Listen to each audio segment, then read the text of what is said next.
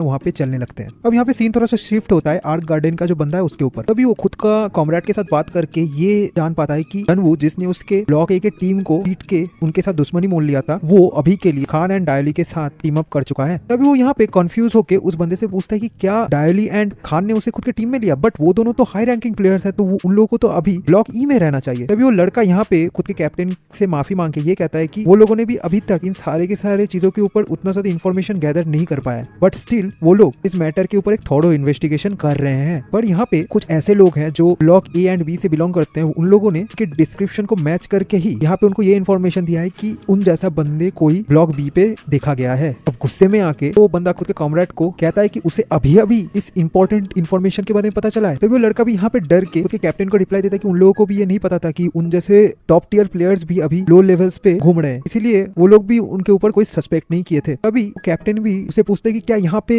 वो ये पकड़ ले कि उस मार्क्स वाले बंदे को खान एंड डियोली ने खुद के टीम में ले लिया है। तो लड़का भी यहाँ पे उसके रिप्लाई में कहता है कि हाँ, वो लोग भी यही एज्यूम कर रहे हैं अभी के लिए। तभी वो कैप्टन भी खुद के दिमाग में बहुत ज्यादा गुस्से से ये कहता है कि उसे ये पहले से ही पता था कि खान एंड डियोली कोई ऐसा लड़के को जरूर से ढूंढ लेगा जो उसके टीम में उनके बैकअप के हिसाब से काम करे। तभी वो खुद के दिमाग में सोचता है कि उस बंदे को खुद के टीम में लेना, इवन दो उनको पता है कि उस लड़के ने यहाँ पे आर्क गार्डन से पंगा लिया है, इसका मतलब ये आर्क गार्डन का एक बेइज्जती है। एंड डियोली और खान दोनों ही यहाँ पे सिर्फ और सिर्फ आर्क गार्डन नहीं, ब्लू फ्लावर आइलैंड को भी बेइज्जत कर रहे हैं। ये कहते ही वो लड़का यहाँ पे खुद के कैप्टन को रिप्लाई देता है कि इसी वजह से उनके टीम के हर एक लड़के अभी बाहर पे स्टैंड बाई पे हैं एंड बहुत ज्यादा केयरफुली सब कुछ को नोटिस में ले रहे हैं। तभी वो कैप्टन भी यहाँ पे गुस्से में कहता है कि वो जरूर से उस मार्क्स वाले लड़के को ढूंढ के निकालेगा। अब सीन थोड़ा सा शिफ्ट होता है। जनवू यहाँ पे थोड़ा सा रेस्ट ले रहा था खुद के ग्रुप के साथ एंड वो अभी एक कैंप फायर के पास में बैठा हुआ है। तो वो खुद के दिमाग में सोचता है कि वो अभी थोड़ा सा रिलैक्स फील कर रहा है, बट यहाँ पे इसका रीजन भी है क्योंकि बहुत दिनों से जनवू को कोई भी रेस्ट नहीं मिला था एंड वो खुद के बॉडी को उसके लिमिट से ज्यादा एग्जॉस्ट करके हर एक फ्लोर्स को जितनी जल्दी ये हो सके उतनी जल्दी क्लियर कर रहा था। तभी वो थोड़ा सा आसमान की ओर देख के ये सोचते कि ये जो आसमान ये बिल्कुल अफ्रीका का आसमान के साथ मिलता है। उसका ये कॉमरेड था वहाँ पे जो इस तरीके का क्वाइट प्लेसेस को बहुत ज्यादा पसंद करता था। तभी वो खान एंड डॉयली की तरफ देखता है। इन दोनों के साथ इतने दिनों से जर्नी करने के बाद उसे ये तो पता चले गया था कि वो दोनों ही बहुत ज्यादा एनर्जेटिक पर्संस हैं। Unlike other players, Khan and Doyley दोनों ही यहाँ पे इस टावर को मजे से क्लियर करते हैं एंड ये दोनों जब भी कोई डिसीजन लेते हैं, कोई स्टेप को लेते हैं तो बहुत ज्यादा कॉन्फिडेंटली लेते हैं। दोनों के अंदर एक फ्री स्पिरिट टाइप क्वालिटी है जो ज्यादातर प्लेयर्स के अंदर नहीं होता है इस वर्ल्ड पे। उनको देख के ऐसा लगता है कि इस तरीके का जो सिचुएशन एंड लाइफस्टाइल है ये उन दोनों को बहुत ज्यादा पहले से ही दिया गया है एंड ये दोनों बहुत ही आसानी से इस लाइफस्टाइल को अडेप्ट भी कर रहे हैं। ये दोनों बहुत ज्यादा एक इंटरेस्टिंग डुओज हैं। तो यहाँ पे एक सवाल तो आता ही है दोनों को देख के कि ये लोग आए कहाँ से हैं। अब इन दोनों का एक बहुत बड़ा खूबी है, जब ये दोनों एक साथ फाइट करते हैं तो खान सबसे पहले फाइट में उतर के सारे के सारे एनिमीज को मारता है एंड डॉयली पीछे खड़े रह के पहले पूरे के पूरे बैटल सिचुएशन को एनालाइज करता है, उसके बाद ही कोई मूवमेंट लेता है, जिसकी वजह से इन दोनों का जो टीम वर्क है ये बहुत बढ़िया है एंड ये दोनों एक दूसरे के ऊपर इतना ज्यादा भरोसा करते हैं कि इनका टीम वर्क भी उतना ही बढ़िया यहाँ पे निकल के आता है। एंड तभी जनवू भी सोचता है कि इस टाइप के रिलेशनशिप को वो किस कैटेगरी में फेंके, बिकॉज वो तो इतना सर्टेन है ये दोनों ब्रदर एंड सिस्टर नहीं है एंड ये उसके लिए बियॉन्ड इमेजिनेबल है कि इस तरीके के सर्कमस्टेंसेस में भी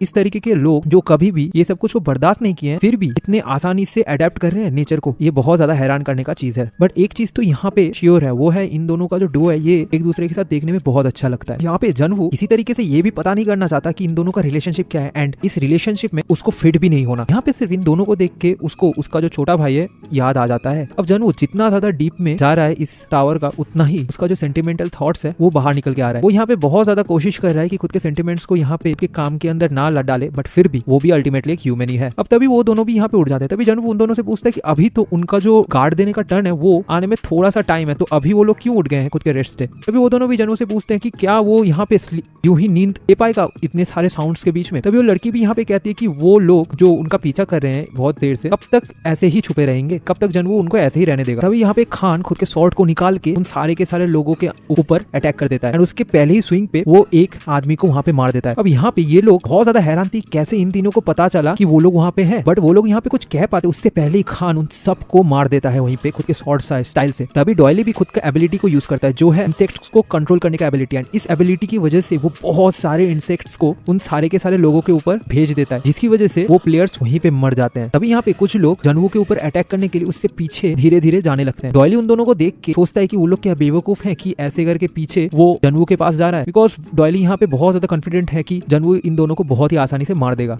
तो ये वाला चैप्टर स्टार्ट होता है उन लोगों के साथ जिन्होंने जनवू एंड खान डॉयली के ऊपर अटैक किया था। उनमें से एक लड़का यहाँ पे जनवू के ऊपर अटैक करने आगे बढ़ता है एंड वो खुद के दिमाग में सोचता है कि यहाँ पे जनवू ने डॉयली एंड खान जैसे दो बड़े बड़े टॉप रैंकिंग प्लेयर्स के साथ हाथ मिलाया, तो उसे बहुत सारे टोकन्स, इसके साथ साथ बहुत सारे आर्टिफैक्ट्स भी शायद से मिला होगा। तो अगर वो यहाँ पे इस लड़के को मार दे तो उसे बहुत ज्यादा फायदा होने वाला है। तभी वो जनवू के पीछे से आके उसे स्टैप करने ही जाता है कि जनवू उसके सामने से गायब हो जाता है एंड उसका जो डैगर है वो जाके एक वुड के ऊपर लगता है। अब वो तो ये देख के बहुत ज्यादा कंफ्यूज हो जाता है, बट जनवू खुद के स्पीड को यूज करके उस लड़के के बिल्कुल पीछे आके उसके बैक में एक बहुत ही बड़ा स्टैप करता है खुद के डैगर से एंड उसको वहीं पे मार देता है। अब ये जो लड़का ये इन सारे के सारे प्लेयर्स का बॉस था। अब उसे मरते हुए देख के वो सारे थोड़ा सा घबरा जाते हैं। अभी खुद के बॉस का बदला लेने के लिए वो सब जनवू के ऊपर एक साथ अटैक करने का कोशिश करते हैं, बट यहाँ पे जनवू बहुत ज्यादा स्किलफुली उन सब को एक ही बार में मार देता है। एक लड़के का अटैक को डॉज करके उसे भी वहीं पे जान से मार देता है। अब बाकी लोग यहाँ पे रिट्रीट करने का कोशिश तो करते हैं, बट जनवू उनको भी वहीं पे मार देता है। अब यहाँ पे उन तीनों ने मिलकर टोटल 21 प्लेयर को मारा था एंड टोटल 81 टोकन्स उनको हासिल हुआ था उनसे। अब वो लड़की भी यहाँ पे जनवू को कहता है कि उसने बहुत दिन बाद कोई न्यूकमर को ब्लॉक ई में घुसते हुए देखा है एंड यहाँ पे जितने सारे टोकन्स उनको मिला है वो शायद से इन लोगों ने खुद के चीजों को सेल करके ही कलेक्ट किया होगा। एंड यहाँ पे जो थाउजेंड्स ऑफ प्लेयर्स आते हैं वो सब के सब इन सारे टोकन्स को कलेक्ट करने के लिए एक दूसरे के साथ फाइट करते हैं। अब इन लोगों ने इतने सारे टोकन्स को इसलिए गैदर कर पाया बिकॉज ये लोग थीफ हैं एंड मैक्सिमम जो प्लेयर्स रहते हैं वो ज्यादा से ज्यादा 10 टोकन तक ही कलेक्ट कर पाते हैं। तो यहाँ पे जनवू ब्लॉकी का ये सिस्टम भी समझ जाता है कि यहाँ पे जो रिच है वो और ज्यादा रिच होगा एंड जो पुअर है वो ब्रोकन ही रह जाएगा।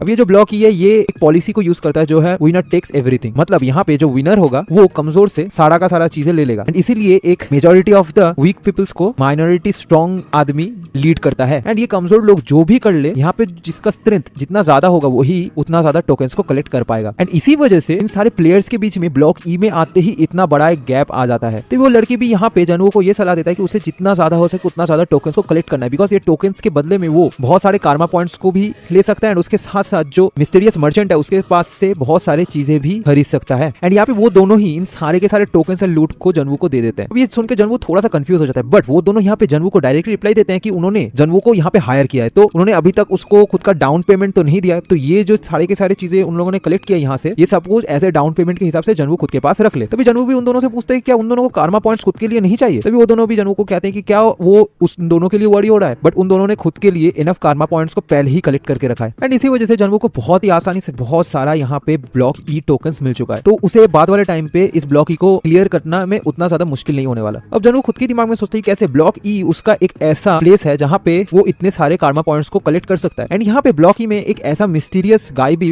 फ्यूचर में आएगा जिसकी वजह से जनवू का जो मैजिक पावर है वो बहुत ज्यादा इंक्रीज होगा एंड उसके बाद जनवू खुद का जो सक्सेशन प्रोसेस है वो कंप्लीट कर पाएगा। जनवू को सबसे पहले ये जो लिजर्ड किंग है इस लिजर्ड किंग को मार के इन तीनों का जो काम है उसे खत्म करके उस जो मिस्टीरियस क्रिएचर है उसे मारना पड़ेगा। उसके बाद ही जनवू का जो ब्लॉक ई का मिशन है वो कंप्लीट हो पाएगा। अब यहाँ पे खान जनवू को कहता है कि उन लोगों का जो नेक्स्ट ओपोनेंट होने वाला है वो इनसे भी बहुत ज्यादा स्ट्रॉन्ग होने वाला है, तो उन लोगों को अभी से ही प्रिपरेशन लेना स्टार्ट कर देना चाहिए। तो जनवू भी यहाँ पे कहता है कि क्या वो लिजर्ड किंग के बारे में बात कर रहा है। तभी जनवू यहाँ पे डॉयली की तरफ देखता है। वो यहाँ पे कुछ ऐसे टाइप के इंसेक्ट्स को कंट्रोल कर रहा था जो नेचर में अगर उनके सराउंडिंग कोई खतरा महसूस करता है तो वो खुद के बॉडी को जला लेते हैं एंड ये बाद वाले टाइम पे उनके लिए बहुत ज्यादा काम का होने वाला है। तो डॉयली भी यहाँ पे कहती है कि इस टाउन में बहुत सारे इसी तरीके के अमेजिंग इंसेक्ट्स पाए जाते हैं जो उनको फ्यूचर में बहुत ज्यादा काम में लगने वाला है। अब जनवू तो इस टावर पे नया नया आया है तो उसे भी अभी बहुत सारा ऐसा चीजें पता करना है इस टावर के बारे में जिससे उसका स्ट्रेंथ इंक्रीज हो पाए। तभी सीन थोड़ा सा शिफ्ट होता है एंड हम लोग को दिखाया जाता है कि वो तीनों स्वैम्प एरिया पे पहुंच चुके हैं। वहां पे वो लोग बहुत सारे लिजर्ड मॉन्स्टर्स को मारने लगते हैं। वो यहाँ पे एक लिजर्ड मॉन्स्टर को खुद के डैगर के हेल्प से मार देता है एंड ऐसे ही करते करते वो तीनों यहाँ पे काउंटलेस लिजर्ड मॉन्स्टर्स को मारते हैं। अब जनवू यहाँ पे उन लिजर्ड मॉन्स्टर से कुछ कर रहा था। तभी खान भी यहाँ पे जनवू से पूछते हैं कि वो यहाँ पे क्या कर रहा है उनके साथ। तो जनवू यहाँ पे खान को कहता है कि इन सारे के सारे लिजर्ड मॉन्स्टर्स का जो आई है उस आई को कलेक्ट करने के बाद उनसे एक बहुत ही बढ़िया आर्टिफैक्ट तैयार किया जा सकता है। अब ये जो आर्टिफैक्ट है इसका नाम दिया गया था एक जायंट के ऊपर जिसके पास 1000 आर्म्स एंड 1000 आइज था एंड जनवू को इन सारे के सारे लिजर्ड मॉन्स्टर्स की आइज की जरूरत है उस आर्टिफैक्ट गिग्स आइज को तैयार करने के लिए। तभी यहाँ पे डॉयली कुछ नोटिस करता है। खान उसके चेहरे को देख के सोचने लगता है कि यहाँ पे वो क्या देखा है। तभी जनवू भी थोड़ा सा यहाँ पे देख के ये समझ पाता है कि यहाँ पे कुछ ब्लड मार्क्स है एंड ये जो मार्क है ये बहुत ज्यादा रिसेंटली आया, लगभग 5 से 6 घंटे पहले का ही। अब ये जो हिडन एरियाज होता है ना ये हिडन रहने की वजह से इतना ज्यादा फेमस है एंड ये लोग इन सबको हिडन ही रखने देना चाहते हैं बिकॉज जो नॉर्मल प्लेयर्स है वो खुद का जो मेन ऑब्जेक्टिव है उससे हट ना जाए इसलिए। तभी डॉयली भी यहाँ पे जनवू को पूछता है कि क्या इन लोगों ने सक्सेसफुली लिजर्ड किंग का जो क्राउन है उसे हासिल कर लिया है। अब ये सारे के सारे जो हिडन एरियाज है ये एक बार कंप्लीट हो जाने के बाद उसी ब्लॉक में फिर से नहीं आता है एंड उन सबको ढूंढना भी बहुत ज्यादा मुश्किल हो जाता है। तो कोई अगर यहाँ पे हिडन आर्टिफैक्ट्स को ढूंढ लेता है तो उसका गैप बाकी सारे के सारे प्लेयर्स के स्ट्रेंथ गैप से बहुत ज्यादा हो जाएगा। तभी जनवू भी उन दोनों को रिप्लाई में कहता है कि नहीं, यहाँ पे सिर्फ और सिर्फ जंगल के इनसाइड में जाने का ही मार्क दिखाया गया है बट कोई आउटसाइड मार्क नहीं है। तो वो लोगों ने शायद से अभी तक हार्ड गार्डन लेयर को क्लियर नहीं किया है। तभी जनवू यहाँ पे और थोड़ा सा एनालाइज करके देखता है कि इन सारे के सारे ब्लड मार्क्स के पास में बहुत सारे लिजर्ड मॉन्स्टर्स का जो लेग मार्क है वो भी है। तो यहाँ पे वो ये कंक्लूजन में पहुंचता है कि इन सारे के सारे लिजर्ड मॉन्स्टर्स ने यहाँ पे उन प्लेयर्स को पहले लोड करके इस एरिया पे ले आया था, फिर उनका जो बॉडी है उसे घसीटते हुए यहाँ से लेके गया एंड एंड इससे यहाँ पे ये भी प्रूव होता है कि हमेशा प्लेयर्स यहाँ पे हंटर का काम नहीं करते, कभी कभी जो मॉन्स्टर है वो भी यहाँ पे प्लेयर्स को हंट करते हैं। एंड ये जो एरिया ये मॉन्स्टर्स का होम है एंड वो लोग पहले से ही जानते हैं इस एरिया के एनवायरमेंट को एंड कैसे यहाँ पे लड़ा जाए खुद के एनिमीज के साथ। एंड ऑफ कोर्स यहाँ पे कोई नॉर्मल प्लेयर आएगा तो वो यहाँ पे ट्रैप हो जाएगा एंड यहाँ पे वो लोग एक बेट की तरह काम कर सकते हैं। अब ये सब कुछ को देख के खान तो थोड़ा सा अनोइंग फील करने लगता है एंड थोड़ा सा गुस्सा भी होता है, बट जनवू खुद के ही दिमाग में सोचता है खान के ये बिहेवियर को देख कि खान वैसे तो नाइव दिखता है बट इस टाइप के सिचुएशंस में भी वो बहुत ज्यादा शांति से काम लेता है। तभी हम लोग डॉयली को देखते हैं जो बहुत ज्यादा गुस्से में किसी चीज के ऊपर नजर बैठा के रखी थी। अब जनवू भी यहाँ पे डॉयली का ये जो बर्ताव है इसको नोटिस करता है, बट डॉयली जब जनवू की तरफ देखती है तो वो खुद के बर्ताव को ठीक करके जनवू के साथ बात करने लगती है। तभी खान यहाँ पे जनवू को केन नाम से पुकार के उसे कहता है कि उन लोगों ने अभी तक जनवू को इस पूरे के पूरे एरिया के बारे में ठीक से नहीं बताया। अब जनवू भी खुद के दिमाग में सोचता है कि वो अब भी यहाँ पे यही प्रिटेंड कर रहा है कि उसको इस ब्लॉक ई के बारे में कुछ भी नहीं पता है। अब ये जो प्लेस है इसका नाम है हार्गेन्स लेयर। अब अभी तक उन लोगों ने जितने सारे लिजर्ड्स को यहाँ पे मारा है वो सबके सब लिजर्ड मैन्स यहाँ पे हार्गेन्स का जो आर्मी है उसके ही सिपाही है एंड हार्गेन यहाँ पे उनके कमांडर है या फिर हम लोग उसको एक किंग की तरह भी ट्रीट कर सकते हैं। तो जनवू भी ये सब कुछ सुन के उनको कहता है कि हाँ शायद से वो बहुत ज्यादा स्ट्रॉन्ग होगा, इसी वजह से वो इतने सारे लिजर्ड्स को रूल कर रहा है। अभी खान भी यहाँ पे जनवू को कहता है कि ये जो हार्गेन लिजर्ड किंग है इसे नॉर्मली मारना बहुत ज्यादा टफ है, इवन डॉयली एंड खान खुद के टीम वर्क को भी यूज करे तो वो लोग भी इनको नहीं हरा सकते। तो जनवू पूछते क्या वो तीनों भी एक साथ लड़े तो भी नहीं हरा सकते? तो यहाँ पे खान तब रिप्लाई देता है कि वो थोड़ा सा अलग मैटर पे चला जाता है बिकॉज अभी तक उन तीनों ने एक साथ कोई भी लड़ाई नहीं लड़ा है। अब इस लेयर के अंदर एक और फीमेल बॉस भी है जो इस पूरे के पूरे मिशन का मेन प्रॉब्लम होने वाला है। तो यहाँ पे खान तभी जनवू को कहता है वो तीनों अगर यहाँ पे अकेले में जाके लड़ाई भी करे तो भी वो उन दोनों बॉस को हरा नहीं सकते एंड वहाँ पे जिंदा लौटने का तो कोई बात ही नहीं बनता फिर। तो इसके बाद जनवू खान से पूछ लेते कि उसका प्लान क्या है नेक्स्ट। तभी खान यहाँ पे जनवू को कहता है कि वो उस क्राउन को चोरी करेगा। तभी यहाँ पे खान जनवू को एक्सप्लेन करने लगता है कि ये जो दो बॉस मॉन्स्टर्स हैं इनमें से जो फीमेल बॉस मॉन्स्टर है वो इस लेयर के अंदर की ओर रहते हैं एंड जो मेल बॉस मॉन्स्टर है वो इस लेयर के बाहर में रहते हैं। तो यहाँ पे खान सबसे पहले उस मेल बॉस मॉन्स्टर मतलब हार्गेन्स लिजर्ड किंग के साथ फाइट लेगा एंड उसे बिजी रखेगा एंड जनवू यहाँ पे जो फीमेल बॉस मॉन्स्टर है उसको खुद की तरफ डिस्ट्रैक्ट करके रखेगी एंड फिर जो डॉयली है वो चुपके से जाके उस फीमेल बॉस मॉन्स्टर के हेड से उसका जो क्राउन है उसे चोरी करके लेके आ जाएगा एंड उसके बाद वो तीनों ही इस लिजर्ड मॉन्स्टर लेयर से बाहर निकल आएंगे। तभी यहाँ पे खान जनवू को वार्न कर देता है कि वो इस लिजर्ड क्वीन मॉन्स्टर को कभी भी अकेले मार नहीं सकता, तो उसका सिर्फ यहाँ पे यही काम रहेगा कि उस लिजर्ड क्वीन मॉन्स्टर को डिस्ट्रैक्ट करके ऑक्यूपाई करके रखना, ना कि उसके साथ डायरेक्टली फाइट करना। तो जनवू भी यहाँ पे इस प्लान को समझ जाता है एंड वो खुद के दिमाग में सोचता है कि अफ्रीका में जब उसका पोस्टिंग हुआ था तो वो वहाँ पे भी इसी तरीके के ऑर्डर्स को फॉलो करके मिशंस को एग्जीक्यूट करता था एंड यहाँ पे वो जिस तरीके की सिचुएशन में वो बिल्कुल सिमिलर है उसके मिलिट्री डेज से। यहाँ पे सिर्फ एक ही डिफरेंस है, वो है उस टाइम पे वो सिर्फ और सिर्फ एक सोल्जर था जो खुद के कमांडर्स का ऑर्डर को फॉलो करके मिशंस को एग्जीक्यूट करता था, बट यहाँ पे सर्कमस्टेंसेस डिफरेंट हो चुका है। वो अभी यहाँ पे एक मर्सिनरी टाइप का है जो सिर्फ और सिर्फ मनी के बारे में सोचता है। तो यहाँ पे खान एंड बाकी सारे लोग इस प्लान को एग्जीक्यूट करने के लिए तैयार हो जाते हैं एंड लिजर्ड मैन का जो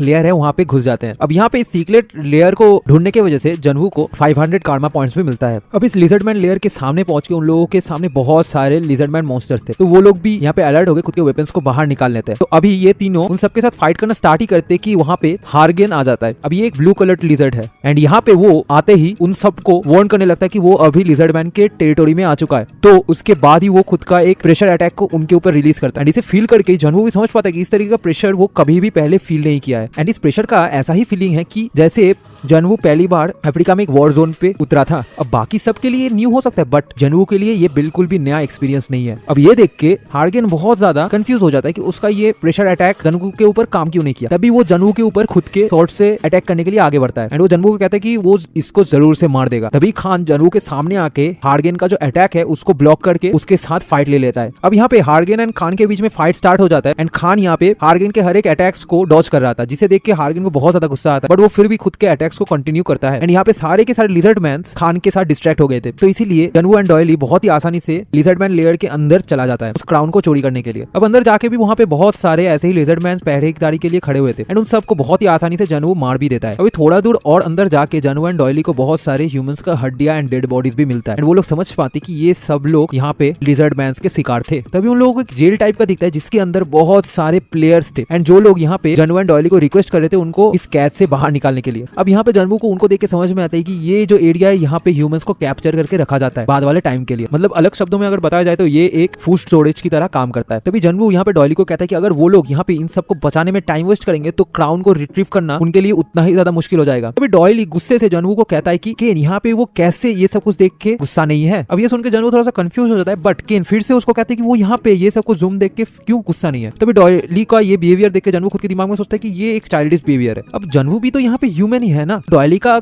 सवाल है कि ये सब कुछ देख के वो एज ए ह्यूमन बीइंग फिर कैसे शांत रह सकता है। पर तभी यहाँ पे जनवू डॉयली को रिप्लाई देता है कि अगर वो लोग यहाँ पे इन लोगों को बचाने लग जाएंगे तो खान का जो लाइफ है वो डेंजर में पड़ जाएगा। एंड डॉयली शायद यहाँ पे भूल जा रहा है कि खान अब भी हार्गेन के साथ फाइट कर रहा है, वो अकेले यहाँ पे हार्गेन को मार नहीं सकता। एंड वो दोनों यहाँ पे जितना ज्यादा टाइम वेस्ट करेंगे उतना ही ज्यादा खान के लिए वहाँ पे हार्गेन को रोके रखना मुश्किल हो जाएगा। तो यहाँ पे जनवू डॉयली को काम रहने के लिए बोलता है एंड उसका जो प्रायोरिटी है एंड मेन टास्क उसको फोकस करने के लिए बोलता है। बट इसके बगैर भी अगर डॉयली खुद के जजमेंट के ऊपर ध्यान देके इन सबको बचाना चाहता है तो जनवू इसी वक्त से इस मिशन को क्विट कर देगा। तभी डॉयली खुद को एक थप्पड़ मार के खुद के सेंसेस को फिर से वापस लाता है एंड वहाँ पे जनवू को सॉरी कहता है कि उसने इस तरीके का बिहेवियर किया है। तब वो जनवू को कहता है कि चलो हमारे मिशन को पूरा करते हैं बिकॉज खान अभी भी उनके लिए बाहर पे वेट कर रहे हैं। अब तभी जनवू यहाँ पे डॉयली को कहता है कि ये सारे के सारे ह्यूमंस को हार्गेन ने स्टोरेज इसीलिए करके रखा था जिसकी वजह से वो खुद के ऑफरिंग्स को खाना खिलाने के लिए रख सके। तो जनवू यहाँ पे क्यों ना इस पूरे के पूरे मैटर को ऑपोजिटली हार्गेन के अगेंस्ट में काम में लगाए। अब डॉयली तो ये सब कुछ सुनकर थोड़ा सा कंफ्यूज हो जाता है। तो जनवू यहाँ पे कहता है कि क्या वो यहाँ पे उन दोनों का जो प्लान है उसको थोड़ा सा चेंज कर सकता है। एंड अगर यहाँ पे जनवू का जो प्लान है वो काम में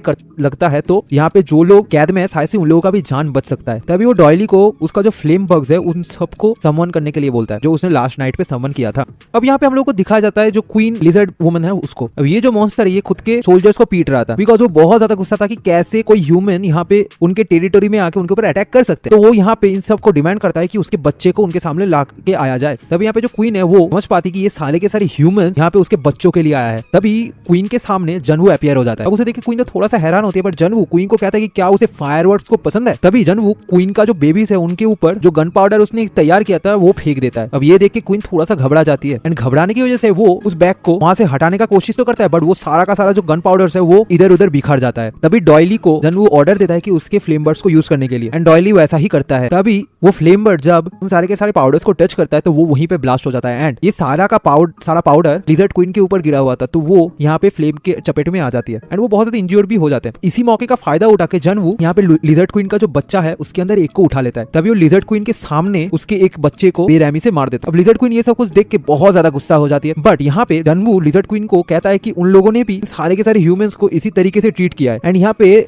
लिजर्ड मॉन्स्टर्स को भी साथ से पता रहना चाहिए कि ये सब कुछ उनके साथ भी हो सकता है अगर कोई स्मार्ट एंड स्ट्रॉन्ग ओपोनेंट उनके पास आ जाए तो। अब वो लिजर्ड क्वीन गुस्से में जनवू की तरफ दौड़ के आती है एंड जनवू को वार्न करती है उसके बेबीज के ऊपर से हाथ हटाने के लिए। पर तभी गलती से वो फिर से उन सारे के सारे गन पाउडर्स के ऊपर खुद का पैर रख देती है एंड वो गन पाउडर फिर से उन फ्लेम बग्स की वजह से जल जाता है एंड वहाँ पे एक और ब्लास्ट होता है जिसकी वजह से जो क्वीन लिजर्ड थी वो वहीं पे इंज्योर्ड हो जाती है। एंड तभी एक मैसेज पॉपअप होता है एंड हम लोगों को बताया जाता है कि ये जो क्वीन लिजर्ड मॉन्स्टर है वो मारी जा चुकी है एंड यहाँ पे उन लोगों ने एक बॉस को मार दिया है। तभी जनवू भी उस डेड बॉडी की तरफ देख के ये कहता है कि यहाँ पे ह्यूमन हो या फिर मॉन्स्टर्स उन दोनों का रिलेशन हमेशा आइदर हंटर या फिर शिकार का होता है। तभी जनवू यहाँ पे डॉयली को ऑर्डर देता है इस कान मतलब इस जो क्राउन है उसको लेके खान की तरफ चले जाने के लिए बाहर। अब डॉयली जब इस क्राउन को उठाता है खुद के हाथ पे तभी वहाँ पे हार्गेन आ जाता है। वो ये सब कुछ देख के बहुत ज्यादा गुस्सा था। अब वो यहाँ पे खुद के वाइफ को पुकारने लगती है। अब उसका वाइफ का नाम था टारागेन एंड वो यहाँ पे चीख के कहने लगता है कि टारागेन का जो डेथ है उस डेथ का बदला वो जरूर इन लोगों से लेके रहेगा। तभी हार्गेन खुद के वाइफ को खाने लगती है एंड इसी खाने की वजह से ही उसका एक न्यू स्किल एक्टिवेट हो जाता है जो है प्रेडेटर स्किल एंड जिसकी वजह से उसका जो बॉडी स्ट्रेंथ है वो पहले से भी बहुत ज्यादा बढ़ जाता है। तभी हार्गेन खुद के स्वॉर्ड को जमीन के ऊपर रखता है। ये देख के जनवू भी समझ पाता है कि यहाँ पे कुछ ना कुछ तो बुरा होने वाला है। तभी एक बहुत बड़ा पावरफुल वेव निकलता है हार्गेन के बॉडी से एंड इस वेव की वजह से जमीन में भी दरारें पड़ना स्टार्ट हो जाता है। इवन दो हार्गेन से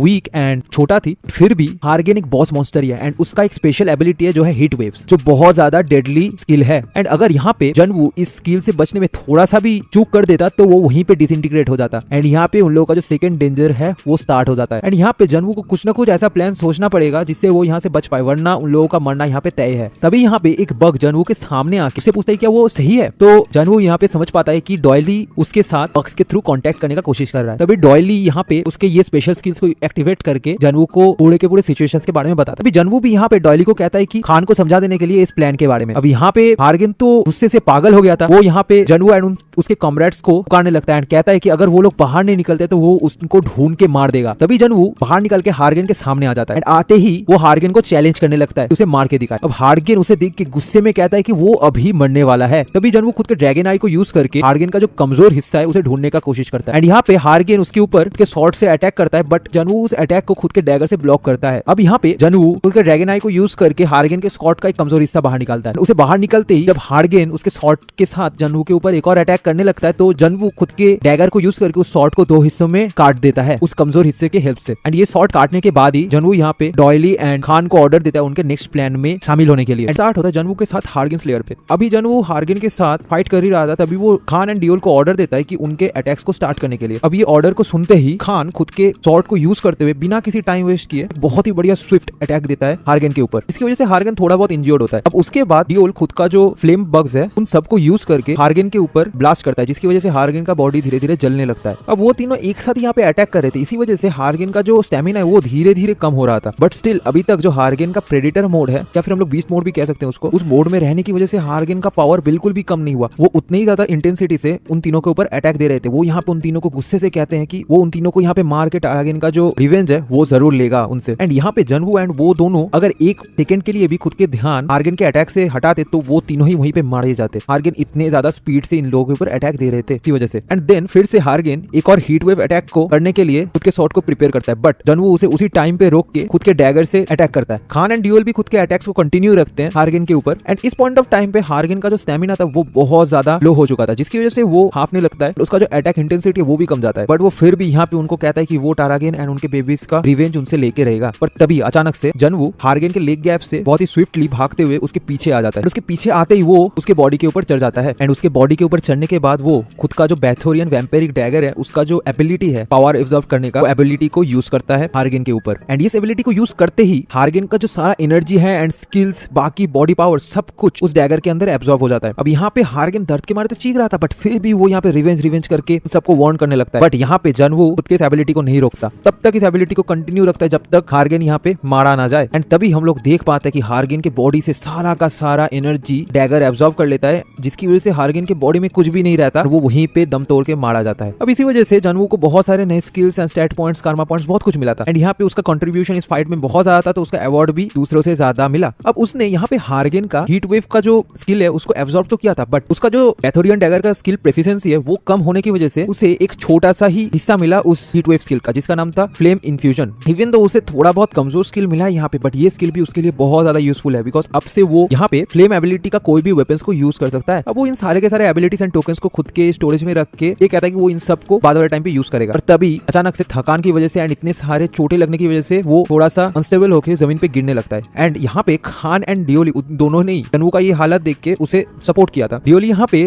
जनवू को कहता है कि उसे इतना ज्यादा हिलने डुलने का जरूरत नहीं है, बिकॉज अभी उसके बॉडी में बहुत सारे चोटें एंड ये चोटें फिर से ओपन हो जाएगा अगर वो इतना ज्यादा हिलेगा डुलेगा। एंड हम लोग यहाँ पे देख ही पाते हैं कि खान एंड डियोली बहुत ही ज्यादा अच्छे टीममेट्स थे, इसीलिए वो जनवू की इतना ज्यादा फिक्र कर रहे थे इस टाइम पे। जनवू इससे थोड़ा बहुत अनोइंग तो फील कर रहा था, बट वो यहाँ पे उन दोनों को कुछ भी नहीं कह सकता। एंड तभी वो डियोली को कहता है कि उन सारे के सारे लोग जो अभी कैद में है उन सबको आजाद करने के लिए एंड उसके साथ साथ उनके हालातों को चेक करने के लिए, बिकॉज अभी जनवू से ज्यादा उनका हालत बहुत ज्यादा खराब हो सकता है। अब यहाँ पे उन तीनों ने मिलकर उन सारे के सारे कैदियों को आजाद कर दिया था। एंड वो लोग अभी खान को बहुत ज्यादा शुक्रिया करते हैं उनके लाइफ को बचाने के लिए। यहाँ पे उस ग्रुप का जो कैप्टन था वो खान से बातें करने लगता है एंड उसे शुक्रिया भी कहता है। एंड वो यहाँ पे ये भी कहता है कि वो अभी खुद के जो कॉमरेड्स यहाँ पे शहीद हुए थे उन सबका एवेंज ले पाएगा। अब खान एंड डियोली भी यहाँ पे बहुत ही ज्यादा खुश थे ये सब कुछ देख के, एंड उन लोगों को ये भी कहते हैं कि ये सब उनका एक जिम्मेदारी था एज ए ह्यूमन बीइंग। ये सब कुछ बात होने के बाद ही अचानक से जो कैप्टन था वो यहाँ पे खान को बताने लगता है कि जनवू जो लड़का है ना वो बहुत ही ज्यादा बुरा है। एंड उसने ही यहाँ पे पहली बार जब इन सारे के सारे कैदियों को देखा था तो डियोली को ऑर्डर दिया था इन सबको आजाद ना करने के लिए। तो यहाँ पे वो खान एंड डियोली दोनों को ही जनवू से थोड़ा सा संभाल के रहने के लिए बोलता है। वो यहाँ पे ये तक कह देता है उन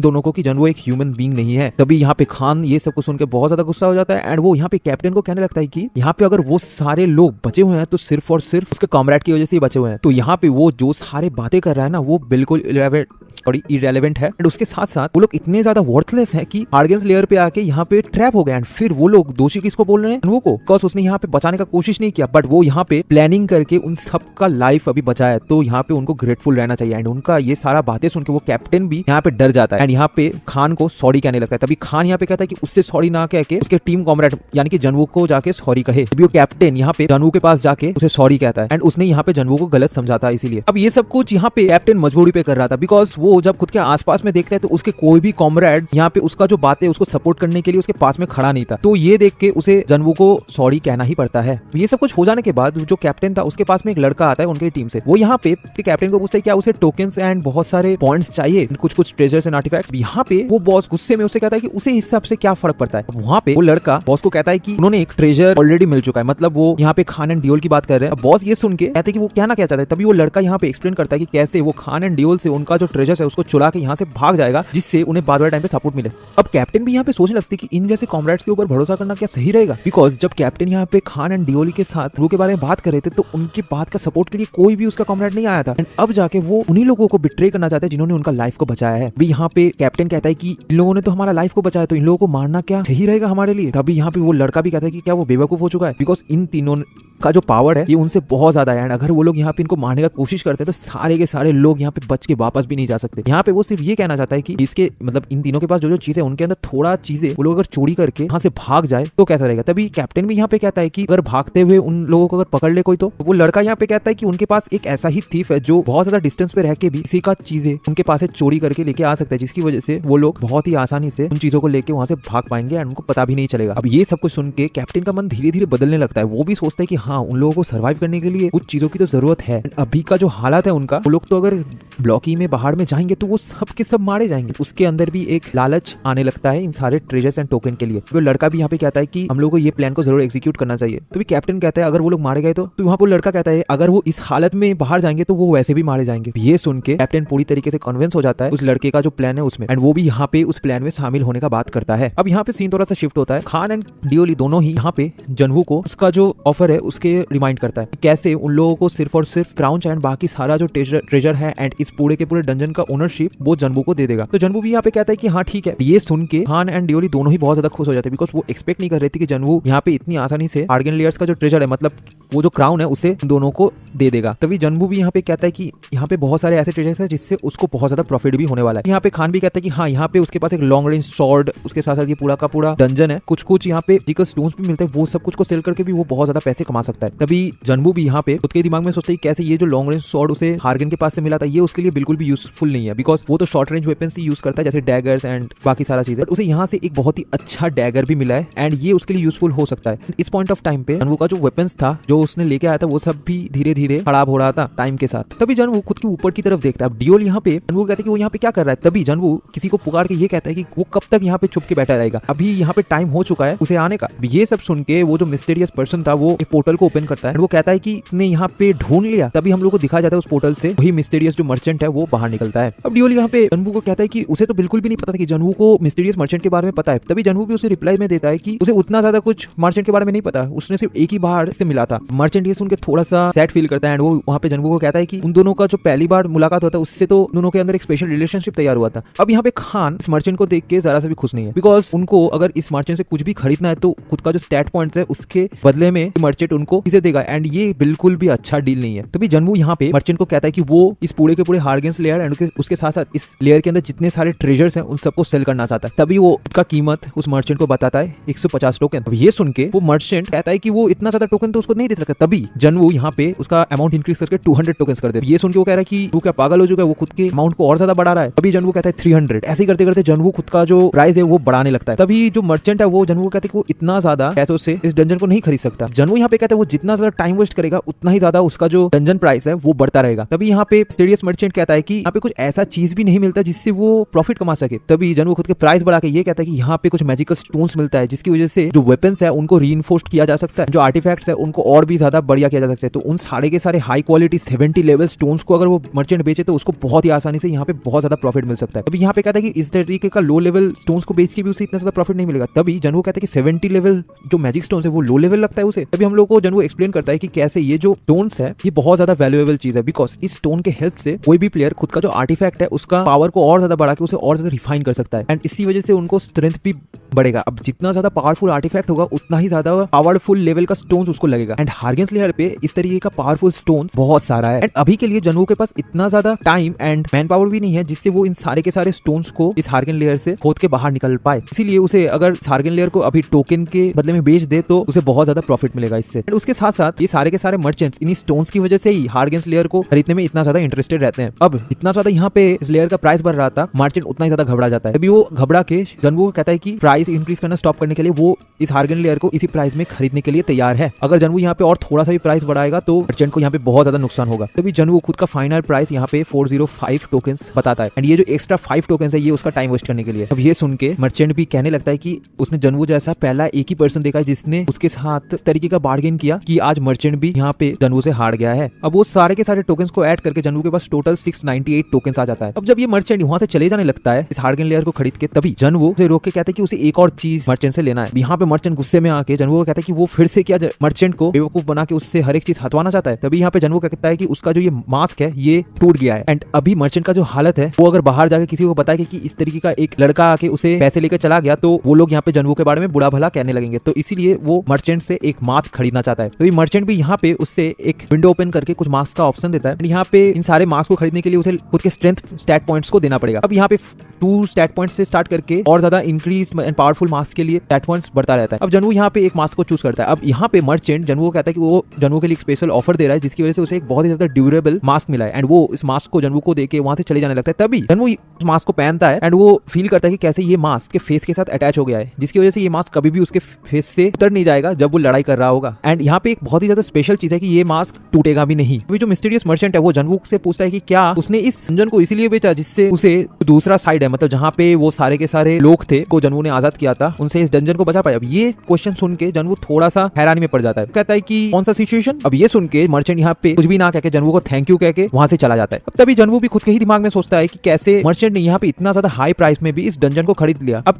थोड़ा बहुत सोचने के बाद जनवू इस कंक्लूजन में पहुंचता है कि यहाँ पे जो टावर के अंदर क्लैन फाइट्स चल रहा है, मतलब क्लैन वॉर हो रहा है ना, वो बहुत ज्यादा इंटेंसिफाई हो गया है, जिसकी वजह से ये जो मैजिक स्टोन्स है इनका प्राइस और ज्यादा बढ़ गया है एंड इसी वजह से मर्चेंट ने इस डंजन को इतना ज्यादा प्राइस में तो खरीदा है बट स्टोन्स को बेच के उसे और ज्यादा प्रॉफिट मिल जाएगा। तो इसीलिए अभी जनवू को और ज्यादा प्रिपरेशन लेने का जरूरत है। अब ये सब कुछ हो जाने के बाद डियोल एंड खान जनवू से आके पूछता है कि क्या वो क्या करेगा इसके बाद। तो जनवू भी कहता है कि वो उसे अभी थोड़ा बहुत काम है एंड ये सब कुछ क्लियर करने के बाद जनवू को उसका न्यू रैंक मिलता है जो 150 से अप होके 50 में चला जाता है। यहाँ पे उसे बहुत सारे पॉइंट्स तो मिला ही था बट जो फर्स्ट 3 लोग थे उनसे अब भी जनवू का जो पॉइंट है उसका डिफरेंस बहुत ज्यादा है। तो इसीलिए जनवू को यहाँ पे फ्लोर ई पे एक और काम करना पड़ेगा। तभी यहाँ पे खान एंड डियोल जनवू को पूछते हैं क्या वो फ्लोर एफ पे जाएगा, तो जनवू यहाँ पे इस चीज को डिनाई कर देता है। तभी यहाँ पे डियोल जनवू को पूछता है कि क्या वो उनके टीम में ज्वाइन होना चाहेगा। तभी जनवू भी खुद के ही दिमाग में सोचता है कि उसे अब भी फ्लोर ई में एक मॉन्स्टर को मारना है, तो अभी के लिए उसका जो नेक्स्ट प्लान होगा उसके अकॉर्डिंग उसे जवाब देना पड़ेगा। एंड खान एंड डियोल यहाँ पे बहुत ज्यादा एक्साइटेड थे जनवू का आंसर सुनने के लिए। ये चैप्टर स्टार्ट होता है जनवू, डियोल एंड खान के साथ। अब यहाँ पे ये तीनों ही खुद के फ्यूचर के बारे में थोड़ा बहुत डिस्कस कर रहे थे। तभी अचानक से डियोल जनवू को पूछ लेता है कि क्या वो उनके ग्रुप में ज्वाइन होना चाहता है। अब जनवू भी यहाँ पे थोड़ा सा कंफ्यूज होता है बिकॉज उसको कोई भी ग्रुप में ज्वाइन होने का इंटरेस्ट अभी तक नहीं है, तो वो यहाँ पे समझ में नहीं पाता कि वो इनको क्या रिप्लाई दे। तभी यहाँ पे डियोल कहता है कि जब तक ये ट्यूटोरियल खत्म नहीं होता तब तक क्या जनवू उनका इस ग्रुप में मेंबर रह सकता है। एंड वैसे भी खान एंड डियोली का जो पार्टनरशिप है वो बहुत ही अच्छा है, बट अगर जनवू भी इस ग्रुप में ज्वाइन हो जाएगा तो वो लोग बहुत ज्यादा स्ट्रॉन्ग हो सकते हैं। बट जनवू यहाँ पे डायरेक्टली डियोल का ये जो ऑफर है इसे रिजेक्ट कर देता है। अब ये सुन के डियोल उसे थोड़ा बहुत समझाने का कोशिश करता है एंड उसे बताता है कि इस ग्रुप में ज्वाइन होने से उसे बहुत सारा बेनिफिट्स मिलेगा। बट यहाँ पे जनवू डियोल को रिप्लाई देता है कि उसने कभी भी ये इंटेंशन से इस टावर में नहीं घुसा था कि उसे एक टीम चाहिए एंड वैसे भी वो उतना ज्यादा सोशल बंदा नहीं है जो दूसरे लोगों के साथ उतना ज्यादा घुल मिल पाए, इसीलिए वो कोई भी टीम में ज्वाइन नहीं होना चाहता। एंड वैसे भी उसको यहाँ पे एक और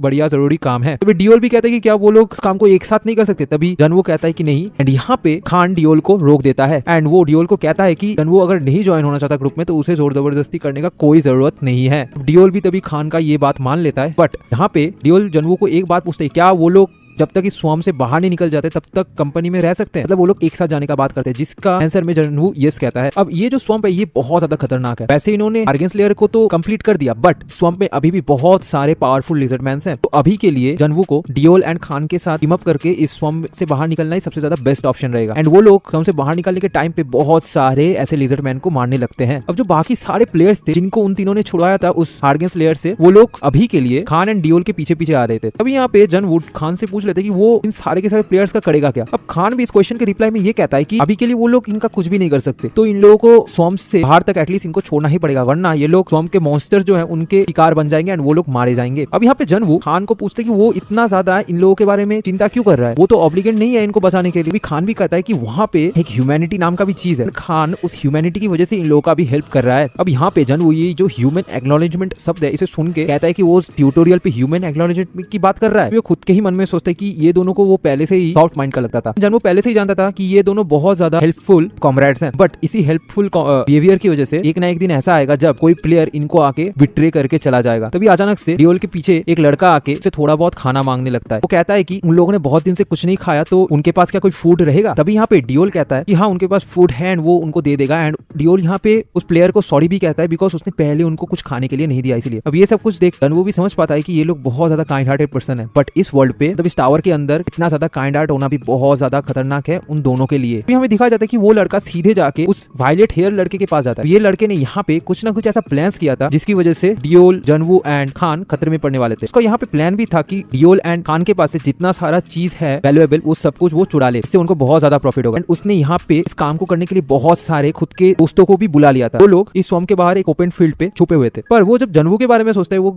देख पाता है जनवू को कि वो बहुत ज्यादा कोल्ड हार्टेड पर्सन है। वो हमेशा जनवू को नोटिस करता था कि कैसे जनवू उसके हर एक डायरेक्शन में उसके इंस्टिंक्ट्स को फैलाए रखा है, इसीलिए जब भी जनवू उसके आंखों में देखता था वो बहुत ज्यादा अनकंफर्टेबल फील करता था। तभी वो उस बंदे को कहता है कि जैसा प्लान है अकॉर्डिंग टू इट वैसे ही उन लोगों को चलना है, जिससे डियोल, खान एंड जनवू ये तीनों उनके बिछाए हुए ट्रैप पे फंस जाए। तभी यहाँ पे अचानक से उस ग्रुप के अंदर सारे के सारे लोग यहाँ पे डियोल एंड खान को कहने लगते हैं कि वो और ज्यादा यहाँ पे नहीं चल सकते, उन लोगों को थोड़ा बहुत रेस्ट की जरूरत है। तो यहाँ पे खान खुद के दिमाग में सोचते क्या वो लोग यहाँ पे और ज्यादा टाइम वेस्ट करेंगे, बट यहाँ पे अगर वो लोग थोड़ा सा भी टाइम वेस्ट करेंगे तो कोई भी मॉन्स्टर आके उनको मार के चला जा सकता है। तो खान भी खुद के दिमाग में सोचते क्या वो इनको थोड़ा बहुत टोकन्स एंड पॉइंट्स दे यहाँ से चला जाए, बट तभी हमें फिर से उस वायलेट हेयर लड़के को दिखाया जाता है जो खुद के ही दिमाग में सोचता है कि अगर खान एंड डियोल इस ऑफर को एक्सेप्ट कर लेता है तो उसका यहाँ पे बहुत सारे दोस्त है जो आसपास के एरिया में छुपे हुए हैं। Even though Deol and Khan rank में 11th एंड 3rd हैं, फिर भी इतने सारे लोगों से लड़ाई करना उनके लिए भी पॉसिबल नहीं हो पाएगा। तो वो लोग यहाँ पे बहुत ही आसानी से डियोल एंड खान को मार के उनके सारे के सारे चीजों को ले लेंगे, बट यहाँ पे वो कुछ कर पाते उससे पहले ही जनवू आके उस वायलेट हेयर लड़के को मार देता है। फिर वो यहाँ पे सबको मारने लगता है जिसने उस वायलेट हेयर लड़के के साथ मिलकर ये सारा प्लान बनाया था। अब ये देख के खान जनवू को रोक के ये कहने लगता है कि वो क्या पागल हो चुका है, इनको मार क्यों रहा है। अभी जनवू भी यहाँ पे खान को चुप करा के ये कहता है कि वो क्या अब भी नहीं समझ पाया इन लोगों का प्लान। खान कहता है कौन सा प्लान। जनवू भी यहाँ पे कहता है अगर वो समझ में नहीं आ पाया तो जनवू का रास्ता ना रोक के उसका काम करने दे। जनवू भाग के और भी बहुत सारे इस ग्रुप के मेंबर्स को मारने लगते हैं। अब जनवू को ये प्लान के बारे में बहुत ही पहले से पता था, उसने खुद के सेंसेस को पहले ही अप कर लिया था बिकॉज वो जो वायलेट हेयर लड़का है उसका मूवमेंट्स जनवू को बहुत ज्यादा अनयूजुअल लगा। वो जानता था कि ये वायलेट हेयर लड़का कुछ ना कुछ प्लान कर रहा है। इस तरीके से वो खुद के हर एक कॉमरेड्स के साथ बात कर रहा था। जनवू ये डिसीजन पे पहुंचता है कि वो लोग यहाँ पे उनको लूटने का तो प्लान कर रहे हैं, बट यहाँ पे उनके और भी साथी है जो पूरे के पूरे स्वम्प में बिखरे हुए हैं एंड अगर उनका प्लान सक्सेसफुल हो जाता है तो वो यहाँ पे उन तीनों को मार देगा। बट उनका प्लान शुरू होने से पहले ही जनवू ने इन लोगों को मारना स्टार्ट कर दिया है। तभी खान एंड डियोल भी उसके आसपास देखते हैं तो सारे के सारे लोग जो अभी तक बेचारा बनने का कोशिश कर रहे थे वो वेपन्स को लेके इन दोनों को मारने के लिए रेडी हो जाते हैं, इनको घेर लेते हैं। तभी जो कैप्टन था ग्रुप का वो यहाँ पे ये सब कुछ देख के बहुत ज्यादा कंफ्यूज हो जाता है। वो खुद के ही टीममेट को कहता है कि यहाँ पे वो लोगों को वेपन्स कहाँ से मिला है, वो लोग इनसे क्या करने वाले हैं। तभी यहाँ पे एक लड़का उस कैप्टन को कहता है कि यहाँ पे ऑफ कोर्स वो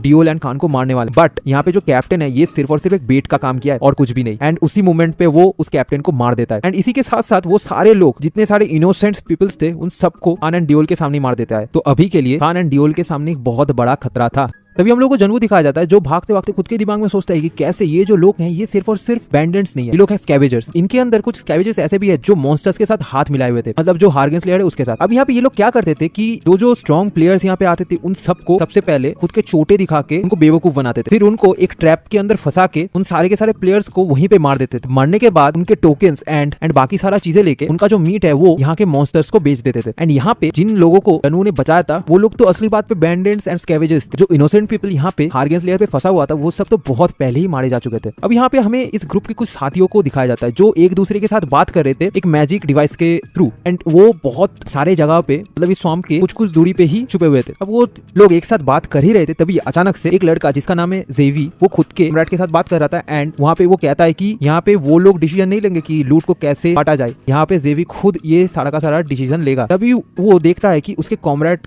जो दूसरे साइड से है उसका आंसर बहुत देर से नहीं आ रहा एंड वो यहाँ पे बहुत ज्यादा घबरा जाता है। तभी हम लोगों को दिखाया जाता है कि बहुत सारे ऐसे ही लोग जो छुपे हुए थे इधर उधर, सबको जनवू एक एक करके मार रहा था। तभी वो लड़का भी यहाँ पे प्रिपेयर हो जाता है फाइट लेने के लिए, बट वो भी कंफ्यूज था कि उसने किसी को यहाँ पे महसूस क्यों नहीं किया। बट तभी उसके सामने अचानक से जनवू आ जाता है। वो तभी खुद के ही मन में सोचता है कि वो एक 10th रैंक प्लेयर है एंड उसके लिए इन सबको मारना कोई मुश्किल का काम नहीं होने वाला। बट जनवू यहाँ पे उसे कुछ कहने का भी टाइम नहीं देता, उससे पहले ही उसे वहीं पे मार देता है। अब बाकी जो स्कैवेंजर्स एंड बैंडेड वहाँ पे डियोल एंड खान को घेरा हुआ था, उन सबके साथ वो दोनों फाइट कर रहे थे। तभी अचानक से जनवू उसके पास आके बैंडेड्स को मारना स्टार्ट कर देता है। तभी वो तीनों ही मिलके यहाँ पे हर एक बैंडेड्स को मार देते हैं। पर कुछ कुछ बैंडेड्स यहाँ पे सरेंडर करके वहाँ पे उनका जान का भीख मांगने लगता है। बट खान ये सब कुछ सुन के बहुत ज्यादा गुस्सा हो जाता है। तभी वो उनके अंदर ही एक बैंडेड का पकड़ के ये कहने लगता है कि वो क्या सोचता है कि इतना ज्यादा भीख ना मांगने के बाद वो क्या उसको छोड़ देगा। तभी वो उसके सीने से खुद के शॉट को घुसा के उसे मार देता है। तभी यहाँ पे खान भी कहता है कि उन जैसे लोगों को जिन्होंने इतने सारे इनोसेंट प्लेयर्स को मारा, उनके साथ हार्गेन का क्या फर्क है। इवन हार्गेन भी उनसे हजारों गुना अच्छा है, बिकॉज जब उसने खुद के वाइफ एंड चिल्ड्रन का डेड बॉडीज देखा तो वो भी रो पड़ा। बट ये लोग इतने ज्यादा घिनौने हैं कि पैसों के लिए खुद के बच्चों को भी बेच दे सकते हैं, तो इसीलिए इनको इस दुनिया में जीने का कोई हक नहीं है। तो वो जो बैंडेड्स है वो भी खुद के दिमाग में सोचने लगते कि कैसे वो लोगों ने सोच लिया कि खान उनको मर्सी देगा, बिकॉज खान का नाम ही है ब्लड सॉर्ड, मतलब उसका एक टाइटल है। एंड खान इस टावर का ही एक पर्सन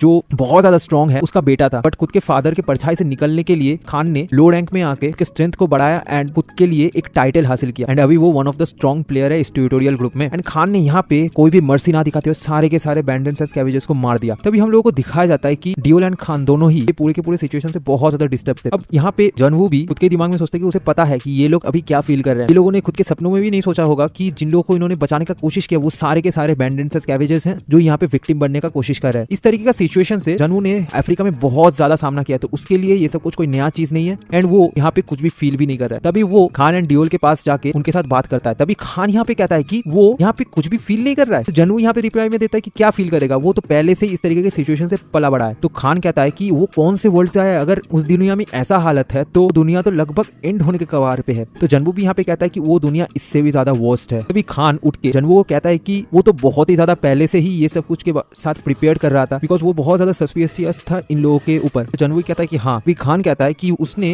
इस टावर पे इतने सारे लोगों को देखा है, उनसे जनवू बहुत ज्यादा अलग है, बिकॉज जनवू यहाँ पे किसी के ऊपर भरोसा नहीं करता एंड वो ना ही कोई ग्रुप के साथ बिलोंग करता है। अब जनवू भी यहाँ पे खान का ये सारा बातें सुन के समझ पाता है कि खान यहाँ पे बहुत ज्यादा दुखी है, बिकॉज खान को लगता है कि जनवू ने शायद से खान एंड डियोल को भी खुद का फ्रेंड नहीं माना, उसने सिर्फ और सिर्फ उसको एक वर्किंग पार्टनर के हिसाब से देखा। बट यहाँ पे जनवू भी खुद के दिमाग में सोचता है कि उसने खान एंड डियोल को शायद से एक फ्रेंड या फिर कोई रिलेशनशिप में नहीं देखा, बट खान एंड डियोल को देख के हमेशा वो बहुत ज्यादा खुश होता था एंड इसी वजह से वो खान एंड डियोल का जो पार्टी है उसमें ज्वाइन नहीं हो सकता एंड वो यहाँ पे चले जाने लगता है। तभी हमें डियोल को दिखाया जाता है जो खान को कहते हैं कि उसने ये सब कुछ जनवू के साथ बारे में क्यों बोला, जनवू ने इतना ज्यादा उनको हेल्प किया है इस पूरे के पूरे सिचुएशन पे। तभी यहाँ पे खान उसको रुक जाने के लिए बोलता है एंड एक शॉट की तरफ दिखा के कहता है कि वो क्या समझ पा रहा है यहाँ पे क्या चल रहा है एंड ये उन तीनों के लिए अच्छा होगा कि जनवू अगर इस ग्रुप में ना ज्वाइन हो। तो जब वो दोनों उस शॉट की तरफ देखते हैं तो उन्हें पता चलता है कि ये शॉट एरंग ग्रुप को बिलोंग करता है। अब यहाँ पे खान डियोल को कहता है कि उसके लिए ये सोचना कि ये सब कुछ असुरा क्लैन ने किया है मानना थोड़ा सा मुश्किल है, बिकॉज असुरा क्लैन इस पूरे के पूरे टावर पे पीस मेंटेन करना चाहते थे एक दूसरे प्लेयर्स के अंदर। अब ये जो अजूरा ग्रुप है ये एरंग ग्रुप को सपोर्ट करता है and one of the top 10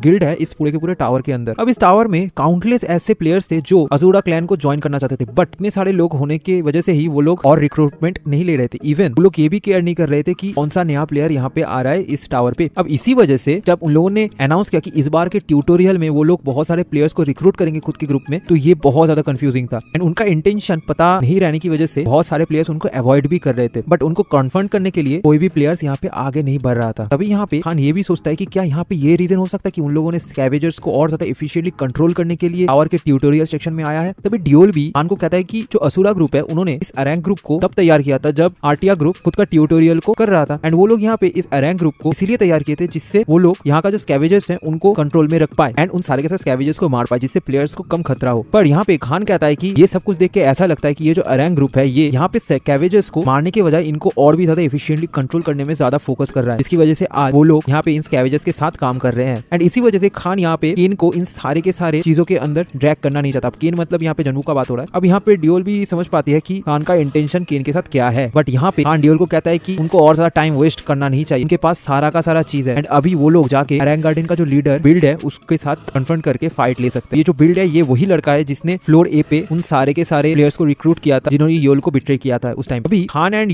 Deol के पास वो सारा का सारा चीज है, मतलब हार्गेन्स क्राउन एंड द सॉर्ड जिसके पावर के हेल्प से वो बिल्ड को कन्फ्रंट कर सकते हैं। अब ये सारा सारा बातें सुन के वो दोनों भी एक दूसरे के साथ मजाक मस्ती करना स्टार्ट कर देता है। अब यहाँ पे थोड़ा सा सीन शिफ्ट होता है, हमें जनवू को दिखाया जाता है जो माउंटेन एरिया में गया था, उसका जो हिडन पीस है उसे ढूंढने के लिए। अब रास्ते में जाने के टाइम पे जनवू भी उसके दिमाग में सोचता है क्या वो लोग अभी मतलब खान एंड डियोल अभी बेवकूफ हो चुके हैं कि वो ये सब कुछ करने वाले। जनवू को पहले से ही पता था कि हार्गेंस लेयर को क्लियर करने के बाद खान एंड डियोल कहाँ पे जाने वाले हैं, बट अगर खान एंड डियोल यहाँ पे सेपरेट होने से पहले ही जनवू के पास से हेल्प मांग लेता तो क्या जनवू वहाँ पे उन लोगों का हेल्प करता। एंड तभी अचानक से फिर से सीन शिफ्ट होता है एंड यहाँ पे हमें आर्क गार्डन का जो बॉस है उसको दिखाया जाता है। अब वो उसके कॉमरेड के साथ यहाँ पे बात कर रहा था। उसका कॉमरेड आके यहाँ पे उसको इन्फॉर्म करता है कि उनका जो ग्रुप 2 है वो खत्म हो चुका है। ये सुन के कैप्टन भी बहुत ज्यादा शॉक में थे बिकॉज उनका जो ग्रुप 2 है वो बहुत ज्यादा ट्रेंड सोल्जर्स से भरा हुआ था। अब उनके मरने का न्यूज सुन के कैप्टन को पता लगता है कि ये सारा का सारा काम उन तीनों का है, मतलब जनवू, डियोल एंड खान का। अब यहाँ पे वो बहुत ज्यादा गुस्सा था, तभी वो खुद के कॉमरेड को कहता है ग्रुप 1 को रेडी करने के लिए। अब यहाँ पे ये ऑर्डर सुन के उसका कॉमरेड भी बहुत ज्यादा हैरान हो जाता है, बट बिकॉज ग्रुप 1 में जितने सारे सोल्जर्स थे वो बहुत ज्यादा ट्रेंड थे एंड यहाँ पे बहुत ज्यादा स्ट्रॉन्गेस्ट मर्सिनरी थे रैंक गार्डन का। बट यहाँ वो कैप्टन के कॉमरेड को बोलता है कि इन तीनों ने मिलके उनके ग्रुप 2 को बहुत ही ज्यादा आसानी से मार दिया, तो ये लोग इतने ज्यादा कमजोर नहीं है जितना ज्यादा वो लोग सोच रहे थे, तो अभी इन लोगों को मारना ही उनका नेक्स्ट प्रायोरिटी होने वाला है। एंड इस क्वेस्ट में बिल्ड भी ग्रुप 1 का साथ देगा एंड वो तभी के कॉमरेड को ऑर्डर देता है उन सबको रेडी करने के लिए। बट अचानक से उसे ये भी याद आता है कि जो टावर के ऊपर वाले फ्लोर्स जो क्लैंस बना हुआ था उनके अंदर क्लैशेस अभी और ज्यादा बढ़ रहा है एंड यहाँ पे बहुत ही जल्दी एक वॉर होने वाला है। अब जो आर्टिया ग्रुप था उसका मिसिंग हो जाने की वजह से लोगों के अंदर जो ट्रीटी तैयार हुआ था शांति का, वो ट्रीटी भी अभी धीरे धीरे टूट रहा है। इसीलिए Asura guild and arc garden को बहुत ज्यादा सोल्जर्स एंड आर्टिफैक्ट्स वेपन्स चाहिए अगर फ्यूचर में कोई वॉर हुआ उसमें पार्टिसिपेट करने के लिए। इसी वजह से वो लोग इतना ज्यादा प्रिपरेशन ले रहे हैं एंड उन सारे के सारे प्लेयर्स को खुद के रास्ते से हटा रहे हैं जो फ्यूचर में उनके लिए खतरा हो सकता है। अब तभी वहाँ पे एक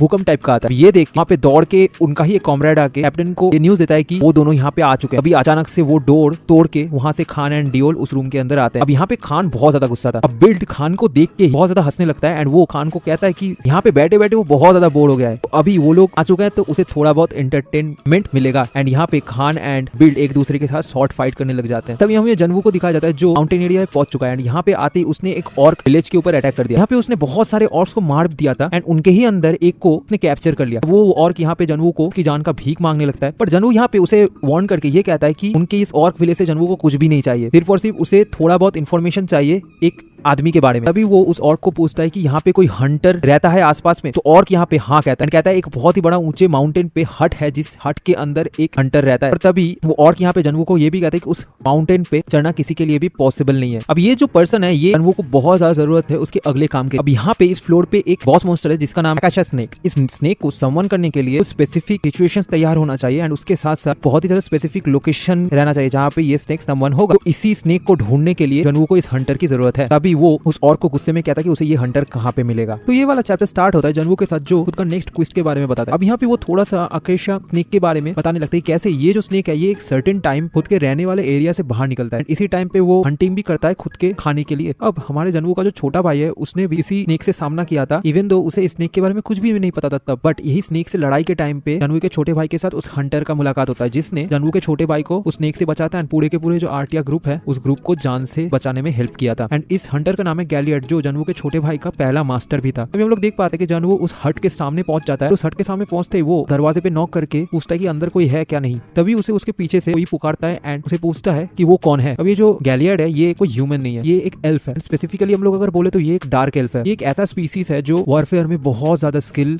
लेके रखता है। अब गैलियड यहाँ पे खुद के शिकार को लेके यहाँ पे आया ही था तब उसे जनवू के साथ मुलाकात होता है। जनवू उसे उसका नाम बताता है केन एंड इंट्रोड्यूस करता है। तभी गैलियड यहाँ पे गुस्से से उसे कहता है कि वो यहाँ पे क्यों आया है एंड क्यों किसी के घर के सामने ऐसे करके घूम रहा है। तभी जनवू यहाँ पे गैलियड को कहता है कि वो यहाँ पे कुछ खरीदने आया एंड उसके बारे में उसके एक फ्रेंड ने बताया था एंड वो यहाँ पे अनडाइन ग्लास को हासिल करने आया। अब गैलियड यहाँ पे जनवू को पूछता है कि उसका कौन सा फ्रेंड ने इस अनडाइन ग्लास के बारे में बताया। तब जनवू यहाँ पे ब्रैम नाम का एक आदमी को बताता है। अब ये जो ब्रैम है ये जनवू के छोटे भाई का सेकंड मास्टर था एंड ये गैलियड का बहुत अच्छा दोस्त भी था। अब जनवू ने कभी भी ब्रैम से मुलाकात तो नहीं किया बट अभी के लिए उसे ब्रैम का नाम यहाँ पे यूज करना ही पड़ेगा अगर वो अनडाइन ग्लास को लेना चाहता है गैलियड से। तो अब गैलियड यहाँ पे ये सब कुछ सुन के थोड़ा सा अनोइंग फील करता है एंड वो उसके दोस्त ब्रैम को कहने लगता है उसने क्यों बताया एंड वो क्यों सारे के सारे प्लेयर्स को इन सब के बारे में रिवील कर देता है। तभी गैलियड जनवू को उसके घर के अंदर बुलाता है। अब अंदर आते ही गैलियड यहाँ पे जनवू को पूछता है क्या वो उस ग्लास को हासिल करना चाहता है। जनवू यहाँ पे हाँ कहता है। अब ये जो अनडाइन ग्लास है ये एक ऐसा टाइप का स्पेशल आर्टिफैक्ट है जो बहुत ज्यादा अमाउंट ऑफ अक्षिया स्पिरिट को खुद के अंदर समा के रखता है। इसी वजह से अक्षिया स्नेक को ये जो अनडाइन ग्लास है इसे खाना बहुत ज्यादा पसंद है। बट यहाँ पे एक छोटा सा प्रॉब्लम है, ग्लाइड एक ऐसा आदमी है जो इस अनडाइन ग्लास को बना सकता है यहाँ पे। तभी ग्लाइड यहाँ पे जनवू को पूछता है कि क्या उसे पता है इस अनडाइन अनडाइन ग्लास को बनाने के लिए क्या क्या चीजों का जरूरत है एंड कैसे इसको तैयार किया जाता है। अब जनवू यहाँ पे कहते हैं कि हाँ उसे सॉर्ट ऑफ पता है। अब ये सुन के ग्लैड तभी जनवू कहता है तो वो लोग अभी से ही ये सब कुछ स्टार्ट कर सकते हैं। अब यहाँ पे इस अनडाइन ग्लास को हासिल करने के लिए जनवू को ग्लैड का एक टेस्ट को पास करना पड़ेगा एंड हिस्ट्री में सिर्फ और सिर्फ 5 ही ऐसे लोग हैं जिसने ग्लैड के पास से इस टेस्ट को पास किया है। अब यहाँ पे सिंपली एक काम करना पड़ता है, वो है एक प्लेयर जब ग्लैड का ये टेस्ट देता है उस टाइम पे उसे ग्लैड को पकड़ना पड़ता है। यहाँ पे ग्लैड बहुत ज्यादा स्पीड से भागता है एंड उसे देख के ऐसा लगता है कि वो विंड के साथ भाग रहा है, जिसकी वजह से उसे पकड़ना इम्पॉसिबल है। इसी वजह से एक प्लेयर को 10 चांसेस दिया जाता है। अगर वो उसके अंदर 5 चांसेस से ग्लैड को पकड़ ले, तो 5 बार ग्लैड को पकड़ ले तो उसे एक अनडिफाइंड ग्लास मिलेगा। बट अगर वो 10 बार ही ग्लैड को पकड़ ले तो उसे कुछ एडिशनल रिवॉर्ड्स भी मिल सकता है उसके साथ। ग्लैड उसको पर्सनली खुद का जो स्किल है वो सिखाएगा। अब ग्लैड यहाँ पे इस एग्जामिनेशन में जो स्किल का यूज करता है उसका नाम है ब्लिंक स्टेप्स। अब ये जो ब्लिंक स्टेप्स है ये बहुत ज्यादा यूजफुल है एक जगह से दूसरी जगह में बहुत ज्यादा स्पीड में ट्रैवल करने के लिए। बट इस स्किल को मास्टरी करना उतना ही ज्यादा हार्ड है एंड इस स्किल को इवॉल्व भी किया जा सकता है एंड बाद वाले टाइम पे ये स्किल इवॉल्व होकर एक टेलीपोर्टेशन स्किल में कन्वर्ट हो जाता है जो एक प्लेयर के लिए बहुत ज्यादा यूजफुल रहता है। अब यहाँ पे जस्ट बिगान होता है एंड ग्लैड यहाँ पे जनवू को कहता है कि वो यहाँ पे कुछ रूल्स रख रहा है बिकॉज जनवू एंड ग्लैड के बीच में जो पावर लेवल गैप है वो बहुत ज्यादा, इसीलिए ग्लैड खुद के हाथ का यूज नहीं करेगा इस एग्जाम में एंड वो कोई भी वेपन्स का यूज भी नहीं करेगा। वो ऐसे कोई स्किल्स का भी यूज नहीं करेगा जिससे उसे कोई एडवांटेज मिले, वो सिर्फ और सिर्फ मूवमेंट स्किल्स का ही यूज करेगा एंड जनवू यहाँ पे कोई भी स्किल्स को यूज कर सकता है। तो इसी से ये जो पूरा का पूरा एग्जामिनेशन है वो स्टार्ट होता है। सबसे पहले ग्लैड खुद का ब्लिंक स्टेप को यूज करके वहां से भाग जाता है बट जनवू उसे बहुत ही ज्यादा इजीली ढूंढ लेता है। तभी जनवू कहता है कि इस ब्लिंक स्टेप का बहुत ही अच्छा चीज है कि जब कोई पर्सन इस स्टेप को यूज करेगा तो उसे बहुत ही आसानी से कोई आदमी देख नहीं सकता कि वो कहाँ जा रहा है। बट स्टेप का एक बहुत बड़ा कमजोरी है कि उस पर्सन को हमेशा लैंड को टच करके रखना पड़ेगा अगर वो इस स्टेप को यूज करना चाहता है। तो इसी वजह से उसे हमेशा पता चल जाता है कि कहाँ पे ग्लैड जा रहा है। तो ऐसे ही करते करते वो ग्लैड को पकड़ लेता है एंड एक बार 2 बार करते करते वो 7 बार ग्लैड को पकड़ लेता है, जिससे उसका जो अनडाइन ग्लास का रिक्वायरमेंट था वो भी पूरा हो जाता है एंड यहाँ पे वो ग्लैड के पास से उसका जो ब्लिंक स्टेप स्किल है उसे भी हासिल कर सकता है, अभी मतलब सीख सकता है। अब ग्लैड जनवू का ये परफॉर्मेंस देख के बहुत ज्यादा इंप्रेस हो जाता है। वो खुद के दिमाग में सोचता है कि ये जो लड़का है ये बहुत ही ज्यादा टैलेंटेड है एंड वो शायद से इसी लड़के का इतने सालों से इंतजार कर रहा था। तभी हम लोग को ग्लैड दिखाया जाता है जिसने कई घर में एक कोने में उस अनडाइन स्टोन को छुपा के रखा था। ये देख के जनवू भी सोचने लगता है कि इतना ज्यादा वैल्यूएबल आर्टिफैक्ट कोई किसी के घर के कोने में छुपा के रखा है। अब जब ग्लैड इस स्टोन को जनवू को देता है तो वो कहता है कि इस स्टोन को संभाल के रखने के लिए अगर ये स्टोन कहीं से भी टूट जाता है तो ये पूरे के पूरे एरिया में एक बहुत ही ज्यादा क्योटिक सिचुएशन तैयार हो जाएगा। अब जनवू भी यहाँ पे कहता है कि हाँ उसे पता है एंड ये जो अनडाइन ग्लास है इसके अंदर बहुत ज्यादा amount of magic powers and acacia spirit powers छुपा हुआ है, इसकी वजह से इसे फिजिकल वर्ल्ड में अगर कांटेक्ट में लेके आया जाए तो यहाँ पे एक बहुत बड़ा धमाका हो सकता है। इसीलिए ग्लैड ने यहाँ पे जनवू को स्टोन के साथ केयरफुल रहने के लिए कहा है। फिर वो जनवू को खुद का जो ब्लिंक स्टेप है उसको टेक्निक भी दे देता है। ये ब्लिंक स्टेप का टेक्निक जब जनवू को मिलते है वो इसे सीख लेता है एंड इसे सीखने के बाद ही उसका जो बॉडी वेट है वो बहुत ज्यादा लाइट हो जाता है, जिसकी वजह से उसका मूवमेंट स्पीड भी बढ़ जाता है। अब ग्लैड ये सब कुछ रिवॉर्ड देने के बाद जनवू को कहता है कि इस वाले ट्यूटोरियल जो स्टेज है यहाँ पे बहुत सारे टैलेंटेड प्लेयर्स आए थे। जनवू को लेके वो तीसरा बंदा बन चुका है जिसने इसी ट्यूटोरियल के अंदर ग्लैड को हराया है उसके एग्जामिनेशन में। अब ये सुन के जनवू कहता है कि इससे भी पहले किसी ने आके उसे हराया था। तभी ग्लैड यहाँ पे कहता है कि हाँ 2 लोगों ने आके, वो दोनों सिबलिंग्स हैं एंड उन लोगों ने भी यहाँ पे ग्लैड से आके यही अनडाइन ग्लास को लेके गया था। अब जनवू खुद के दिमाग में सोचता है कि उसे पता है कि ये दोनों कौन है, ये है ट्यूटोरियल स्टेज का रैंक 1 एंड रैंक 2 मतलब एडोरा एंड पांते एंड ये मेक सेंस भी करता है कि वो लोग इस ट्यूटोरियल को करके गए हैं बिकॉज उनका नंबर गैप इतना ज्यादा है बाकी सारे प्लेयर्स से। तभी यहाँ पे ग्लैड जनवू को पूछता है कि वो इस अनडाइन ग्लास को लेके क्या करेगा बिकॉज वो तो कोई एल्केमिस्ट नहीं लगता एंड उसे ये भी समझ में नहीं आ रहा है कि जनवू जैसे फाइटर को क्यों इस अनडाइन ग्लास की जरूरत है। तभी जनवू ग्लैड को कहता है कि वो यहाँ पे अकेशिया स्नेक को पकड़ने आया है। तभी ग्लैड भी यहाँ पे जनवू को कहता है कि वो क्या अकेशिया स्नेक को हंट करने आया है, बट वो यहाँ पे थोड़ा लेट हो गया बिकॉज किसी ने अकेशिया स्नेक को पहले ही मार दिया है एंड ये यही 2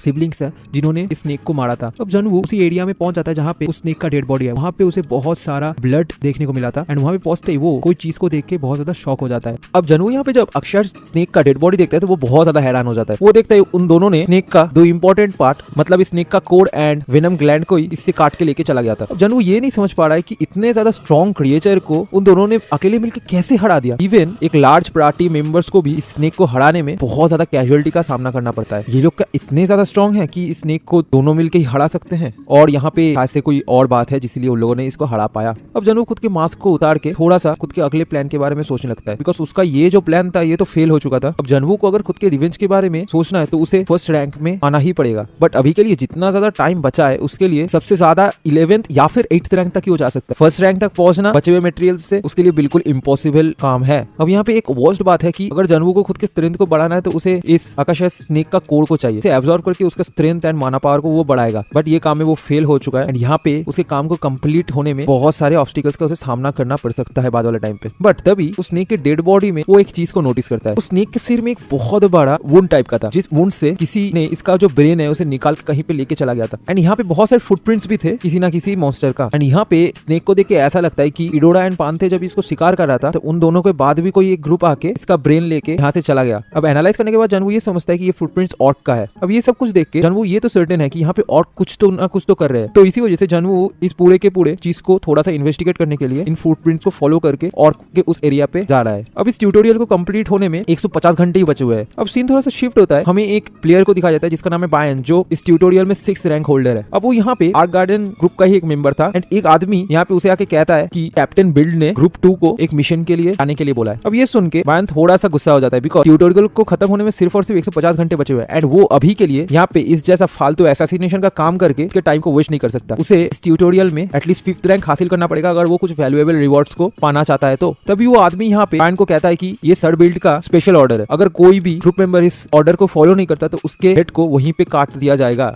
अब स्पेशल ऑर्डर सुन के बायन भी थोड़ा बहुत सोच में पड़ जाता है। अब वो आदमी यहाँ पे बायन को कहता है कि सर बिल्ड ने यहाँ पे स्पेशली स्क्वाड 1 को रेडी रहने के लिए बोला है बिकॉज उनको एक मिशन पे जाना है एंड यहाँ पे अगर कोई भी इस मिशन को कंप्लीट करता है तो उस लड़का या फिर लड़की को पूरे के पूरे आर्क गार्डन में जितने सारे पॉइंट्स उन्होंने हासिल किया था वो सारा का सारा पॉइंट्स ऐसे रिवॉर्ड दे देंगे। ये सुन के बायन भी बहुत ज्यादा हैरान हो जाता है बिकॉज आर्क गार्डन के सारे पॉइंट्स अगर मिलाया जाए तो वो थाउजेंड्स के ऊपर होगा एंड उन सबको मिला के Bayern 5th and 4th rankers को भी चैलेंज कर सकते हैं एंड इतना सारा पॉइंट्स इनफ होगा यहाँ का जो रैंक बोर्ड है उसे इफेक्ट करने के लिए एंड उसके साथ साथ इस मिशन को जो भी कंप्लीट करेगा उसको बिल्ड उस नेक्स्ट जर्नी में हेल्प करेगा। तो वो आदमी यहाँ पे कहता है कि ये जो मिशन है इसे इन सबको थोड़ा सा समझदारी से एंड कॉशियसली करना पड़ेगा बिकॉज जिनको वो मारने जा रहा है उन्होंने ऑलरेडी स्क्वाड 2 को बहुत ज्यादा इजीली वाइप कर दिया था। अब ये सुन के बायन सोचने लगता है कि अगर उन लोगों ने स्क्वाड 2 को अकेले ही हरा दिया तो उनके पास शायद से स्क्वाड 2 का जो टोकन है वो भी रहेगा एंड अगर उन सारे के सारे टोकन को बायन कलेक्ट कर ले तो वो आसानी से इस रैंकिंग बोर्ड में टॉप 5 में आ जा सकता है। तभी बायन यहाँ पे उस आदमी को कहता है कि बिल्ड को कह देने के लिए वो उस डेजिग्नेटेड लोकेशन में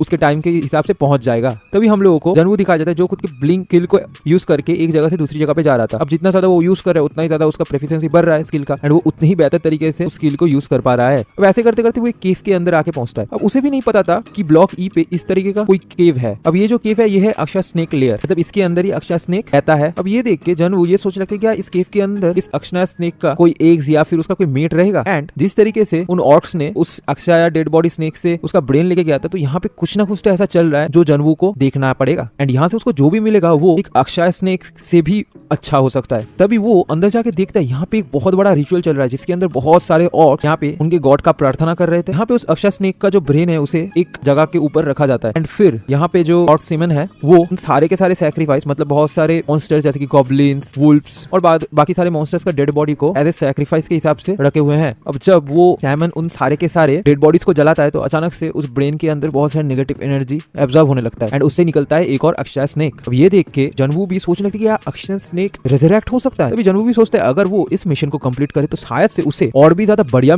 रिवॉर्ड्स मिलेगा ओरिजिनल मिशन से भी ज्यादा बिकॉज जितना ज्यादा टाइम पास होगा उतना ही ये जो स्नेक है इसका बॉडी स्ट्रॉन्ग होता रहेगा, उसके पास उतना ही ज्यादा एनर्जी भी स्टोर होगा जिसका फायदा उठा के जनवू अक्षा स्नेक का जो कोड है उसे ले सकता है। अब कोई भी अगर इस अक्षा स्नेक को रिजरेक्ट करना चाहता है तो उसके लिए उसको अक्षा स्पिरिट पावर यानी कि लाइफ पावर का यूज करना पड़ेगा। अब ये किसी हद तक जनवू का जो बैथोरियन वैम्पिरिक डैगर है उसका ही स्किल्स की तरह काम करता है, मतलब ये भी यहाँ पे दूसरे लिविंग बींग्स से एनर्जी एब्जॉर्ब करके खुद को स्ट्रॉन्ग बनाता है। तभी जनवू सोचने लगता है कि ये जो स्नेक है ये अभी अभी रिजरेक्ट हुआ है तो ये अभी बहुत ज्यादा हंग्री होगा, तो अगर इस स्नेक को इसके फुल पोटेंशियल में लेके जाना है जनवू को तो इसे बहुत सारे life force and life energy देना पड़ेगा, जिसके लिए बहुत सारे लिविंग बींग्स से डेड बॉडी उसे चाहिए एंड इसके लिए उसका जो अनडाइन ग्लास है वो भी इनफ नहीं रहने वाला। तो इसका मतलब है यहाँ पे जनवू के पास सिर्फ एक ही रास्ता है इस पूरे के पूरे काम को करने के लिए जिससे वो और भी ज्यादा लिविंग सैक्रिफाइस को इस स्नेक के पास लेके आ सके। तभी हमें दिखा जाता है एक लिजर्ड मैन के कैंप को जहाँ पे एक लिजर्ड मैन खुद के जनरल को आके कहते हैं कि उनका किंग यानी कि हार्गेन मारा गया है। अब ये सुन के वो लिजर्ड मैन उसको कहता है कि यहाँ पे ये पूरा का पूरा चीज को सीक्रेट रखने के लिए बिकॉज अगर अदर मॉन्स्टर ट्राइब्स इन सब के बारे में जान सकता है तो वो लोग यहाँ पे डायरेक्टली उनके ऊपर अटैक कर देंगे एंड उनके सारे के सारे लोगों को मार देंगे, तो इस चीज को सीक्रेट रहने देना बहुत ज्यादा जरूरी है उनके लिए। फिर अचानक से जनवू उस जनरल के पीछे आके उसे मार देता है। फिर वो उस जनरल के साथ एक ऑर्क का डेड बॉडी उसके पास में रख देता है, उस पूरे के पूरे टेंट को वहीं पे जला देता है। बाकी सारे के सारे लिजर्ड मैन जो थे वो यहाँ पे इस फायर को देख के अलर्ट हो जाते हैं, वो वहाँ पे दौड़ के जाते हैं। तभी वो वहीं पे एक ऑर्क का डेड बॉडी भी देखता है। अब ये सब कुछ काम करने के बाद जनवू उसके नेक्स्ट डेस्टिनेशन पे जाता है जो वेस्ट में जंगल है वहाँ पे। अब ऐसे ही करते करते और भी बहुत सारे जो विलेज का मॉन्स्टर लीडर्स है उन सबको जनवू मारता रहता है। वहीं पे एक ऑर्क का डेड बॉडी को छोड़ के उस हट में आग लगा देता है। जब उस मॉन्स्टर ट्राइब के लोग ये सब कुछ डिस्कवर कर पाते हैं तो वो लोग ऐसा सोचते हैं कि यहाँ पे ऑर्क ने अटैक करके उनके कैप्टन को मार दिया। अब ये जो फायर है ये धीरे धीरे फैलता रहता है। वैसे तो ये जो वेस्टर्न फॉरेस्ट है ये उतना ज्यादा डेंस नहीं है, बट जितनी तेजी से ये फायर फैल रहा है, अब यहाँ पे बहुत सारे मॉन्स्टर्स माइग्रेट करना स्टार्ट कर दिया, बिकॉज इस फायर की वजह से उनका जो विलेज है उसका विलेज का हालत बहुत ज्यादा खराब है। एंड वो सभी अब जो ऑर्क लीडर है उसके पास से उन लोगों के कैप्टन का बदला लेना चाहता है। अब रास्ते पे जाने के टाइम पे उसे और भी बहुत सारे टाइप्स के मॉन्स्टर्स का सामना करना पड़ता है, बट वो लोग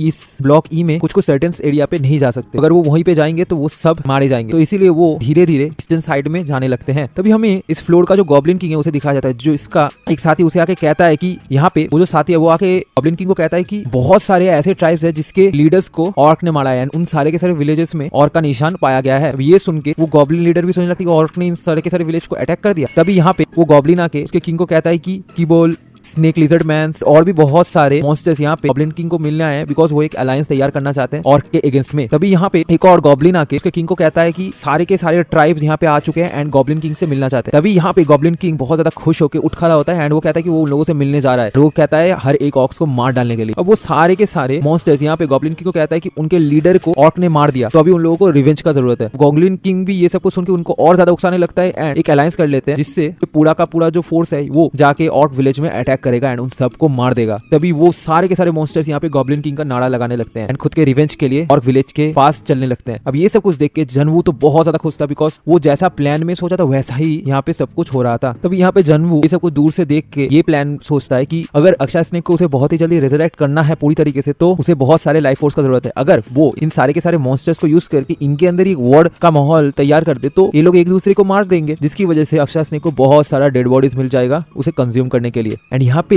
ऐसा भी हो सकता है कि आज ये जो अक्षय स्नेक रिजरेक्ट होगा उसका साइज बाकी सारे के सारे स्नेक से बहुत ज्यादा होगा एंड वो और भी ज्यादा पावरफुल होगा। अब यहाँ पे तो पूरा का पूरा गेम प्लान को ऑलरेडी जनवू ने सोच लिया है एंड वो उसी प्लान के अकॉर्डिंग चल रहा है। एंड अभी सिर्फ और सिर्फ जनवू का काम है ये सब कुछ दूर बैठे हुए देखना एंड बीच बीच में अगर कहीं पे उसे इस वॉर के अंदर जाना पड़े तो छोटा मोटा काम करना। अब वो जो बायर लड़का था वो यहाँ पे उसके टीम मेंबर्स को देख के थोड़ा सा गुस्सा हो जाता है, बिकॉज यहाँ पे बहुत सारे यूजलेस आर्क गार्डन मेंबर्स थे। तभी अचानक से वहाँ पे उसके साथ एक और आर्क गार्डन मेंबर का लड़ाई होने लगता है। वो आर्क गार्डन मेंबर यहाँ पे को कहता है कि अगर वो लोग स्ट्रेंथ का ही मुकाबला करना चाहते हैं तो थोड़ा सा दूर जाके करे, जिससे वो लोग प्रॉपर्ली एक दूसरे के साथ फाइट कर सकते हैं। तभी उनके फाइट को रोकने के लिए आर्क गार्डन का एक और मेंबर आ जाता है एंड उन दोनों के फाइट को रोक के ये कहता है कि अभी उन सबको यूनाइट होकर रहना पड़ेगा, बिकॉज जिस प्लेयर को वो मारने जा रहा है उस प्लेयर को मारना थोड़ा सा टफ है, इसलिए उसे थोड़ा सा संभाल के काम करना पड़ेगा। तभी वहाँ पे खड़े हुए हर एक लोग एक बहुत बड़े भूकंप को महसूस करते हैं। अब ये देख के वो सभी हैरान हो जाते हैं कि यहाँ पे हो क्या रहा है। तभी वो थोड़ी देर खुद के ही सामने देखते हैं एक बहुत बड़ा ग्रुप ऑफ मॉन्स्टर्स दौड़ के आ रहा है एंड यहाँ पे हजारों मॉन्स्टर्स है। अब ये देख के वो लोग हैरान हो जाते हैं। अब इस ग्रुप का जो कैप्टन है वो सबको यहाँ से भागने के लिए कहता है। अब ये जो मॉन्स्टर्स है इन सारे मॉन्स्टर्स का मेन इंटरेस्ट था ऑक्स, इन लोगों को ह्यूमन से कोई भी काम नहीं था, तो ये पहले तो इन सबको वार्न करते हैं उसके रास्तों से हट जाने के लिए, पर जब ये लोग सही टाइम के अनुसार हट नहीं पाते तो ये लोग उनको वहीं पे मारना स्टार्ट कर देते हैं एंड ऐसे ही करते करते आर्क गार्डन का जो स्क्वाड है वो उसका सारा का सारा मेंबर मारा जाता है। अब यहाँ पे ऑर्क लीडर के पास भी ये न्यूज आ गया था कि इन सारे के सारे मॉन्स्टर्स ने यहाँ पे उनके अगेंस्ट में वॉर छीन दिया है, पर यहाँ पे ऑर्क किंग भी सोचता है कि ऐसा क्यों हुआ, बट तभी उसे दिमाग में एक और आइडिया आता है, बिकॉज इन सारे मॉन्स्टर्स ने यहाँ पे उनके विलेज के ऊपर अटैक कर दिया है, तो ऑर्क इन सबको मार देगा, जिसकी वजह से उनके पास इनफ लाइफ फोर्स रहेगा खुद के गॉड यानी कि आकाशा स्नेक को रिजरेक्ट करने के लिए। एंड यहाँ पे वो बहुत ज्यादा खुश होके खुद के सबऑर्डिनेट को कहता है उनका आर्मी को रेडी करने के लिए। तभी हम लोग को दिखाया जाता है सारे के सारे ऑक्स खुद के विलेज को डिफेंड करने के लिए एक वॉल को सारे मॉन्स्टर्स के बीच में टिकाए हुए थे, बट उनके लिए भी इस वॉल को टिकाए रखना बहुत ज्यादा मुश्किल हो रहा था। तभी यहाँ पे उस वॉल को तोड़ के वो सारे मॉन्स्टर्स और विलेज के अंदर आने लगते हैं एंड यहाँ पे goblin king and orc king के अंदर एक लड़ाई स्टार्ट हो जाता है। अब जब वो यहाँ पे खुद के ब्लिंक स्टेप को यूज करके फिर से उस केव के अंदर चला आता है। अब वो जानता है कि ये जो वर्ड है ये उतनी आसानी से खत्म नहीं होने वाला, because goblin king and orc king बहुत पुराने दिनों से ही एक दूसरे के दुश्मन है एंड इन दोनों का पावर भी इतना ज्यादा है कि ये दोनों अभी बहुत टाइम तक इस वर्ड पे एक दूसरे के साथ लड़ाई करेंगे एंड एक दूसरे को बिजी रखेंगे। तो तब तक अभी जनवू इस आकाशा स्नेक को चेक कर रहा है एंड इसको इस केव से कैसे बाहर निकालेगा उस प्लान के बारे में भी सोच रहा है। अब केव के अंदर पहुंच के वो देखता है कि ये जो स्नेक है ये भूख के मारे बहुत ज्यादा पागल टाइप का हो चुका है, ये ऑक्स को ही यहाँ पे खाने लग रहा है। अब ये देख के वो ऑर्क उसके गॉड के पास प्रार्थना करने लगते हैं। वो लोग सोच रहे हैं उनका गॉड बहुत ज्यादा एंग्री है उनके ऊपर, और तभी एक ऑर्क यहाँ पे उसके साथियों को भाग जाने के लिए बोलता है, बट वो लोग भाग नहीं पाते, स्नेक उन सबको वहीं पे खा जाता है। तभी वो स्नेक जनवू को देख के जनवू के पास अटैक दे ही रहा था, तभी जनवू उस अटैक को डॉज कर लेता है, बट ये स्नेक फिर जमीन को तोड़ते हुए जमीन के अंदर घुस जाता है एंड इस केव से एस्केप कर जाता है। जनवू थोड़ा सा एनालाइज करने के बाद ये समझता है कि ये जो आकाशा स्नेक है ये अभी बैटल ग्राउंड की तरफ जा रहा है, जो उसके लिए बहुत अच्छा हुआ है। अब जनवू भी खुद के अंदर सोचता है कि यहाँ पे इस चीज को हिडन पीस यूं ही नहीं कहा जाता, यहाँ पे कुछ ऐसा चीजें भी छुपा हुआ है जो जनवू के लिए बहुत ज्यादा फायदेमंद हो सकता है। अभी जो अक्षय स्नेक क्विस्ट है ये कंप्लीट करना इतना ज्यादा डिफिकल्ट है कि ये ट्यूटोरियल में रहना ही नहीं चाहिए। तो ये जो क्विस्ट है ये ट्यूटोरियल में रहने का कोई ना कोई तो रीजन है। इवन गैलाइट जो इतने सालों से इन सारे स्नेक्स का शिकार कर रहा था वो भी नहीं जानता कि यहाँ पे ये अक्षय स्नेक्स आते क्यों हैं। जो भी रीजन हो ये तो इनसिग्निफिकेंट नहीं हो सकता। अब जनवू यहाँ पे एक लोकेशन को ढूंढने लगता है जहाँ पे ये स्नेक रेस्ट ले सकता है एंड आउटसाइड वर्ल्ड से थोड़ा सा सेफ रह सकता है। तभी उसे एक आइस केव टाइप का मिलता है जहाँ का दीवारें आइस से बना हुआ था एंड इस एरिया का जो टेम्परेचर है ये एकदम फ्रीजिंग कोल्ड है। अब इसी के अंदर उसे एक लड़का मिल जाता है जो वहाँ पे बैठा हुआ था। अब ये कोई लड़का नहीं है, ये एक टाइप का मिथिकल रूट है। इसका नाम है ह्यूमनॉइड मिथिकल रूट। अब ये जो ह्यूमनॉइड मिथिकल रूट है ये one of the valuable divine root के अंदर एक है एंड ये हार्ड बहुत ज्यादा पावरफुल एंड इफेक्टिव है एक प्लेयर के स्ट्रेंथ एंड मैजिक पावर को इंक्रीज करने के लिए। एंड जनवू को ये चीज यहाँ पे मिल जाएगा, ये जनवू कभी सोच भी नहीं सकता। अब यहाँ पे ये जो स्नेक्स है ये इस एरिया में रेस्ट करते हैं बिकॉज ये शायद से इस रूट के पावर को कल्टिवेट करना चाहते हैं एंड इस रूट को देख के ऐसा लगता है कि ये लगभग 300 साल पुराना है, मतलब इसके अंदर 300 साल का कल्टिवेशन एनर्जी है। अब ये जो ह्यूमनॉइड रूट है इसका मैक्सिमम पोटेंशियल 500 साल के बाद ही मिलता है बिकॉज 500 साल में वो सबसे ज्यादा अमाउंट ऑफ एनर्जी को एब्जॉर्ब कर लेता है। इसी वजह से ये जो अक्षय स्नेक है इसने इस रूट को डिवावर नहीं किया। अब इस ह्यूमनॉइड रूट को देख के कोई भी नॉर्मल प्लेयर को ऐसा लगेगा कि ये एक ह्यूमन है, बट ये एक आंखों का धोखा, ये एक सिर्फ और सिर्फ रूट है। तभी यहाँ पे जनवू उस रूट को लेने के लिए आगे बढ़ता है बट वो रूट अलर्ट होकर जनवू के पास से भागने लगता है। जनवू खुद के डैगर्स को थ्रो कर उस रूट को थोड़ा बहुत इंजर्ड करने का कोशिश करता है बट वो रूट यहाँ पे डॉज कर लेता है। बट जब वो जनवू के ऊपर अटैक करने जाता है तभी जनवू उसे कहता है कि ये पहली बार नहीं है जब उसने इस टाइप के कोई क्रिएचर को शिकार किया है। तभी जो रूट है वो उसके ऊपर देखता है बहुत सारे चट्टाने गिर रहा है। ये देख के वो जब उस चट्टान से बचने लगता है तभी जनवू उस रूट के सिर को पकड़ लेता है एंड वो रूट खुद की ह्यूमनॉइड फॉर्म से खुद के नॉर्मल फॉर्म में चला आता है। अब जनवू खुद के पास से वो रूट को कंज्यूम करके खुद के पावर को इंक्रीज करता है। अब इस रूट को कंज्यूम करने की वजह से उसे बहुत सारा एक्स्ट्रा एबिलिटीज मिला।